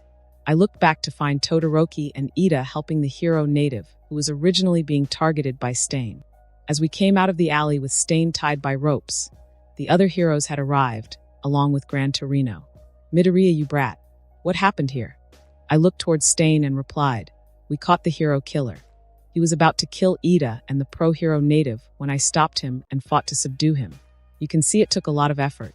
Right when the other pro-heroes were interrogating Ida and me, I sensed a Nomu closing in towards me. I immediately dodged when it tried to grab me and activated armament to attack back. But before I could, Stain freed himself and licked the blood of the Nomu that had spilt on a pro-hero's cheek. He swiftly ran and jumped towards the Nomu to stab it in the brain, thus killing it. Right at that moment, Endeavor arrived at the scene. When Stain laid his eyes on the number 2 hero, he was blinded by madness. Endeavor, hero killer, you fake. If I don't fix it, if someone isn't stained with blood, come, just try me, you fake. The only one to kill me is All Might, a true hero. At that moment, everyone around me was intimidated by Stain. The conviction in his voice, he was ready to stand against all of us for his beliefs. But all I saw was a broken man holding on to whatever was left of his ambition. Before anyone could take action, Stain was out cold. Later that night, Todoroki and I were in Ida's room in the Hosa hospital. Ida bowed to me and said, "I'm sorry. I was blinded by revenge. I shouldn't have tried to seek him out." I bonked on his head and scoffed, "Yes. You shouldn't have done that, you idiot. You would have been dead if I was even a second late. I told you, didn't I? You could have called me or Uraraka if it was getting too much for you. But I think I wasn't persuasive enough." Todoroki looked at me and asked, "But how did you find him in that alley?" Before I could answer, the door of the room was opened and Gran Torino entered, followed by a man with the face of a dog. "Ah, you guys are all here." Pointing towards the dogman, he continued, "This is Mr. Tsurugami Kenji, Hosa's chief of police." As I was about to get up and greet him, the man said, "Please remain seated, woof." A mutation-type quirk. And similar to Tsuyu, he has a verbal tick for it. He looked directly at me and said, "So you're the one who put a stop to the hero killer, woof." Stain is currently recovering from a number of broken bones and other serious injuries, woof. When quirks first appeared, the police prioritized to maintain the status quo and refrained from using quirks. But that void was filled by heroes. Even though it was a heavily criticized decision at first, it garnered public support. All because your predecessors acted morally and complied with the laws, woof. His glare intensified. "Young boy, you used your quirk without the explicit permission of the police or other authorities responsible. Even if it was to stop someone like the hero killer, such action represents the stunning breach of the law, woof. Even if your two friends didn't play any role in stopping Stain. Evidence shows that they too used their quirks." He looked at the three of us and said, "You three, as well as your hero mentors. The 6 of you must be dealt with strictly and impartially." Todoroki wanted to say something, but I stopped him as the chief cleared his throat and continued, "All of that is what I'm obligated to tell you, as the police. But the real question is whether to deal with this problem publicly, woof. If we let this out, you'll be lauded by the public, but won't escape legal action. Fortunately, the number of eyewitnesses was small that night, so we can hush up the whole matter before it causes problems. But in that case, your decisive action and achievements will be hidden from the public." The police chief wanted to name Endeavor for capturing Stain and save us from being punished. Relieved, we bowed towards him and thanked him. Among all that tension, I had forgotten something I did the previous night. I had taken the lives of those criminals, even though I had not wanted to. Though no one found out that I was the one responsible for the chaos at hospitals due to random people having fainting fits. The guilt was eating me up from inside. My powers, they were growing way faster than I could control them. I was very tense for the next few days. I knew that I had killed dozens of people the night Stain was apprehended, and the feeling of guilt, the feeling of being weak never went away. I was weak as I couldn't control my powers. I was weak as I couldn't control my emotions. I vowed to never let my emotions get the better of me. Heroes were not the law enforcement. Heroes weren't supposed to kill. The whole incident with Stain overshadowed the murders of those gang members, and it was just considered to be a massacre between two gangs. Stain, there was a presence around him that scared all the heroes who were present that night. The overwhelming pressure of his fierce ideals, the sense of duty, like All Might. Stain was charismatic. But what made the situation worse was that a video of him facing us was released, a video of him standing up to the heroes. It spread like wildfire. On the internet, on news and on magazines, his words reached out to the world. The media was already making the connection between Stain and the League of Villains. The League soon began attracting villains to it. From a gang that attacked UA, it was becoming an organization with something to say. From the looks of it, Shigaraki wasn't of sound mind. Thus, there was someone else pulling the strings, someone whom Shigaraki answered to. With the League becoming popular, it acted like a magnet and attracted thugs from all over the country. If that was their plan from the beginning, something far more sinister was rising from the shadows. I was hit with a sudden sense of urgency to gain total control over my quirk, to master it. Soon, I forgot about the killings, but I remembered the lesson I learnt. Fortunately, Gran Torino's teaching license was not revoked, and he continued to help me with One for All and its inclusive use with willpower. Along with that, I also learnt to project will of armament into objects that were in direct contact with my body. So, I picked up weapon training alongside training with my quirk. Since I couldn't use lethal force against villains, I began training in using a variety of blunt weapons, although the time I had was too less to get any form of mastery in them. As my time training with Gran Torino came to an end, I departed from his house and went back to UA, Mizutofu. But before I could leave, he made sure to reprimand me for going after Stain all on my own. That's all I have to say. Now get out of here. As I was leaving, he called, "Kid." I turned around as he continued, "Who are you again?" "The hell? I don't think I need to tell you what my name is." "That's not what I asked." Oh, it's Armored Hero, Emerald Knight." "Too long." I think just EM Knight is also fine." Classes resumed 2 days after I returned from my internship. Everyone was excited to share their experiences. Strangely enough, Itsuka had chosen Iwabami for her internship, along with Yayarozu. Well, I enjoyed teasing her about it and asked for some pictures of her modeling and posing in front of the camera. Suffice to say, she was both angry and embarrassed. Kenshan was so easy to rile up, even during our childhood. Although she was all fierce when kids made fun of her and called her too boyish. Beating them black and blue used to be her favorite pastime. But even better than teasing Itsuka was Katsuki's hair. Before he ruffled his hair back to their usual state, I made sure to click a picture of him. We still make fun of him from time to time when his ego starts acting up. It's very humbling for him.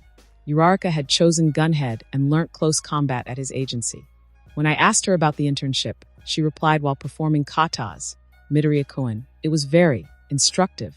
Ochakos had some kind of awakening, Karo. Such a transformation in 1 week." Mineta replied to Kaminari while looking paranoid. "Transformation is wrong, Kaminari. All women hide their demonic nature deep within them. What the hell happened to him with MT Lady?" But soon, everyone's attention turned to us as Kaminari said, "Now if you want to talk about the most transformative experience." He looked at me, Todoroki and Ida, and continued, "That'd be the one you three had." "Yeah, the one with the hero killer." I was so worried. "I'm just glad you're all still alive. But Endeavor came and saved you, right?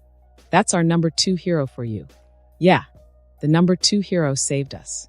I was kinda surprised he didn't use the chance to ruin my career. But I guess since his son was involved.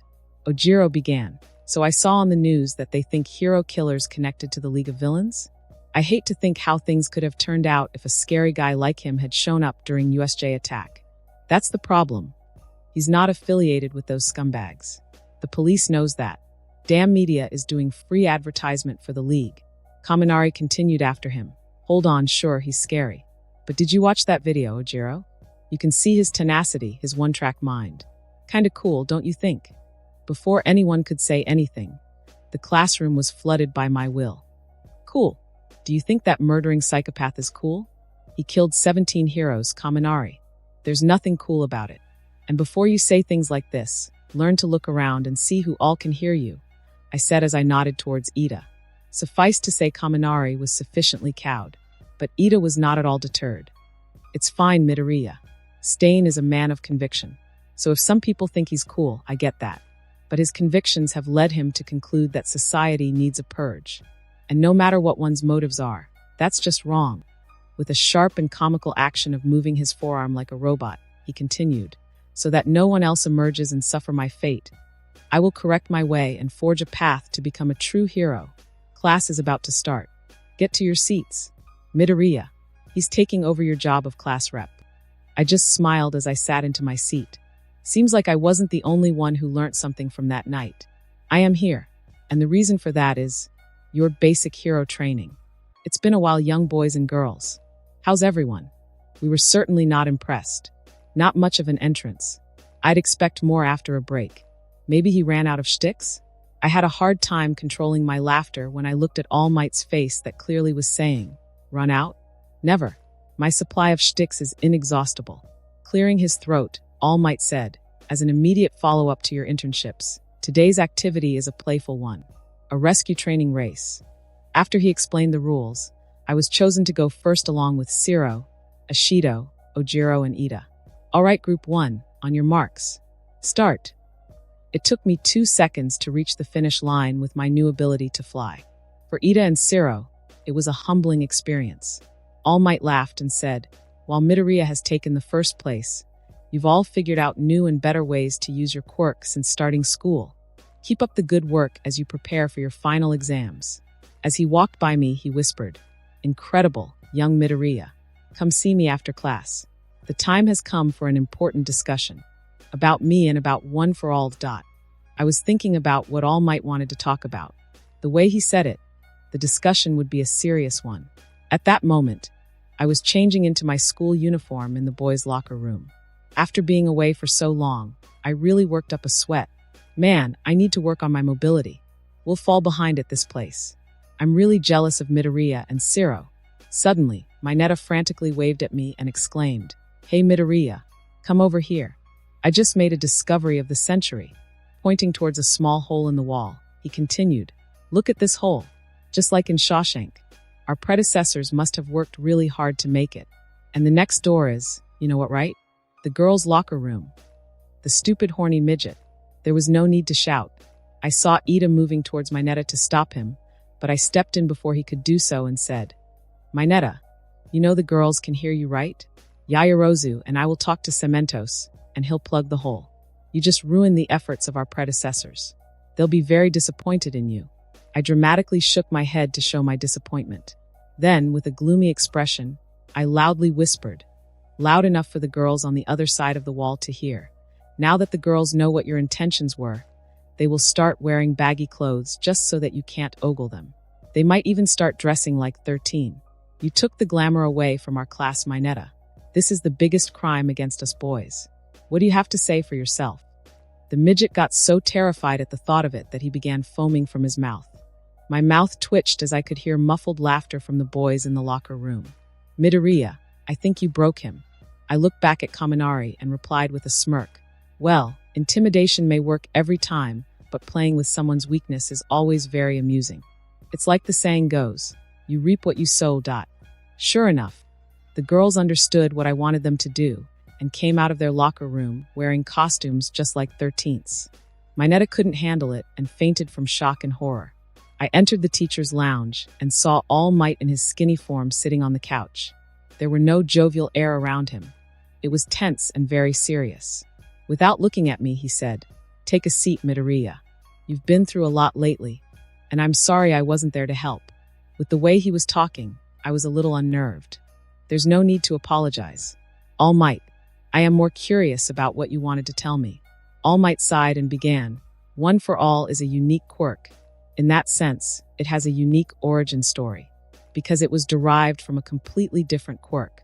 As I listened closely, he continued, "All for One, a quirk that lets the bearer steal quirks from others, as well as grant quirks to people."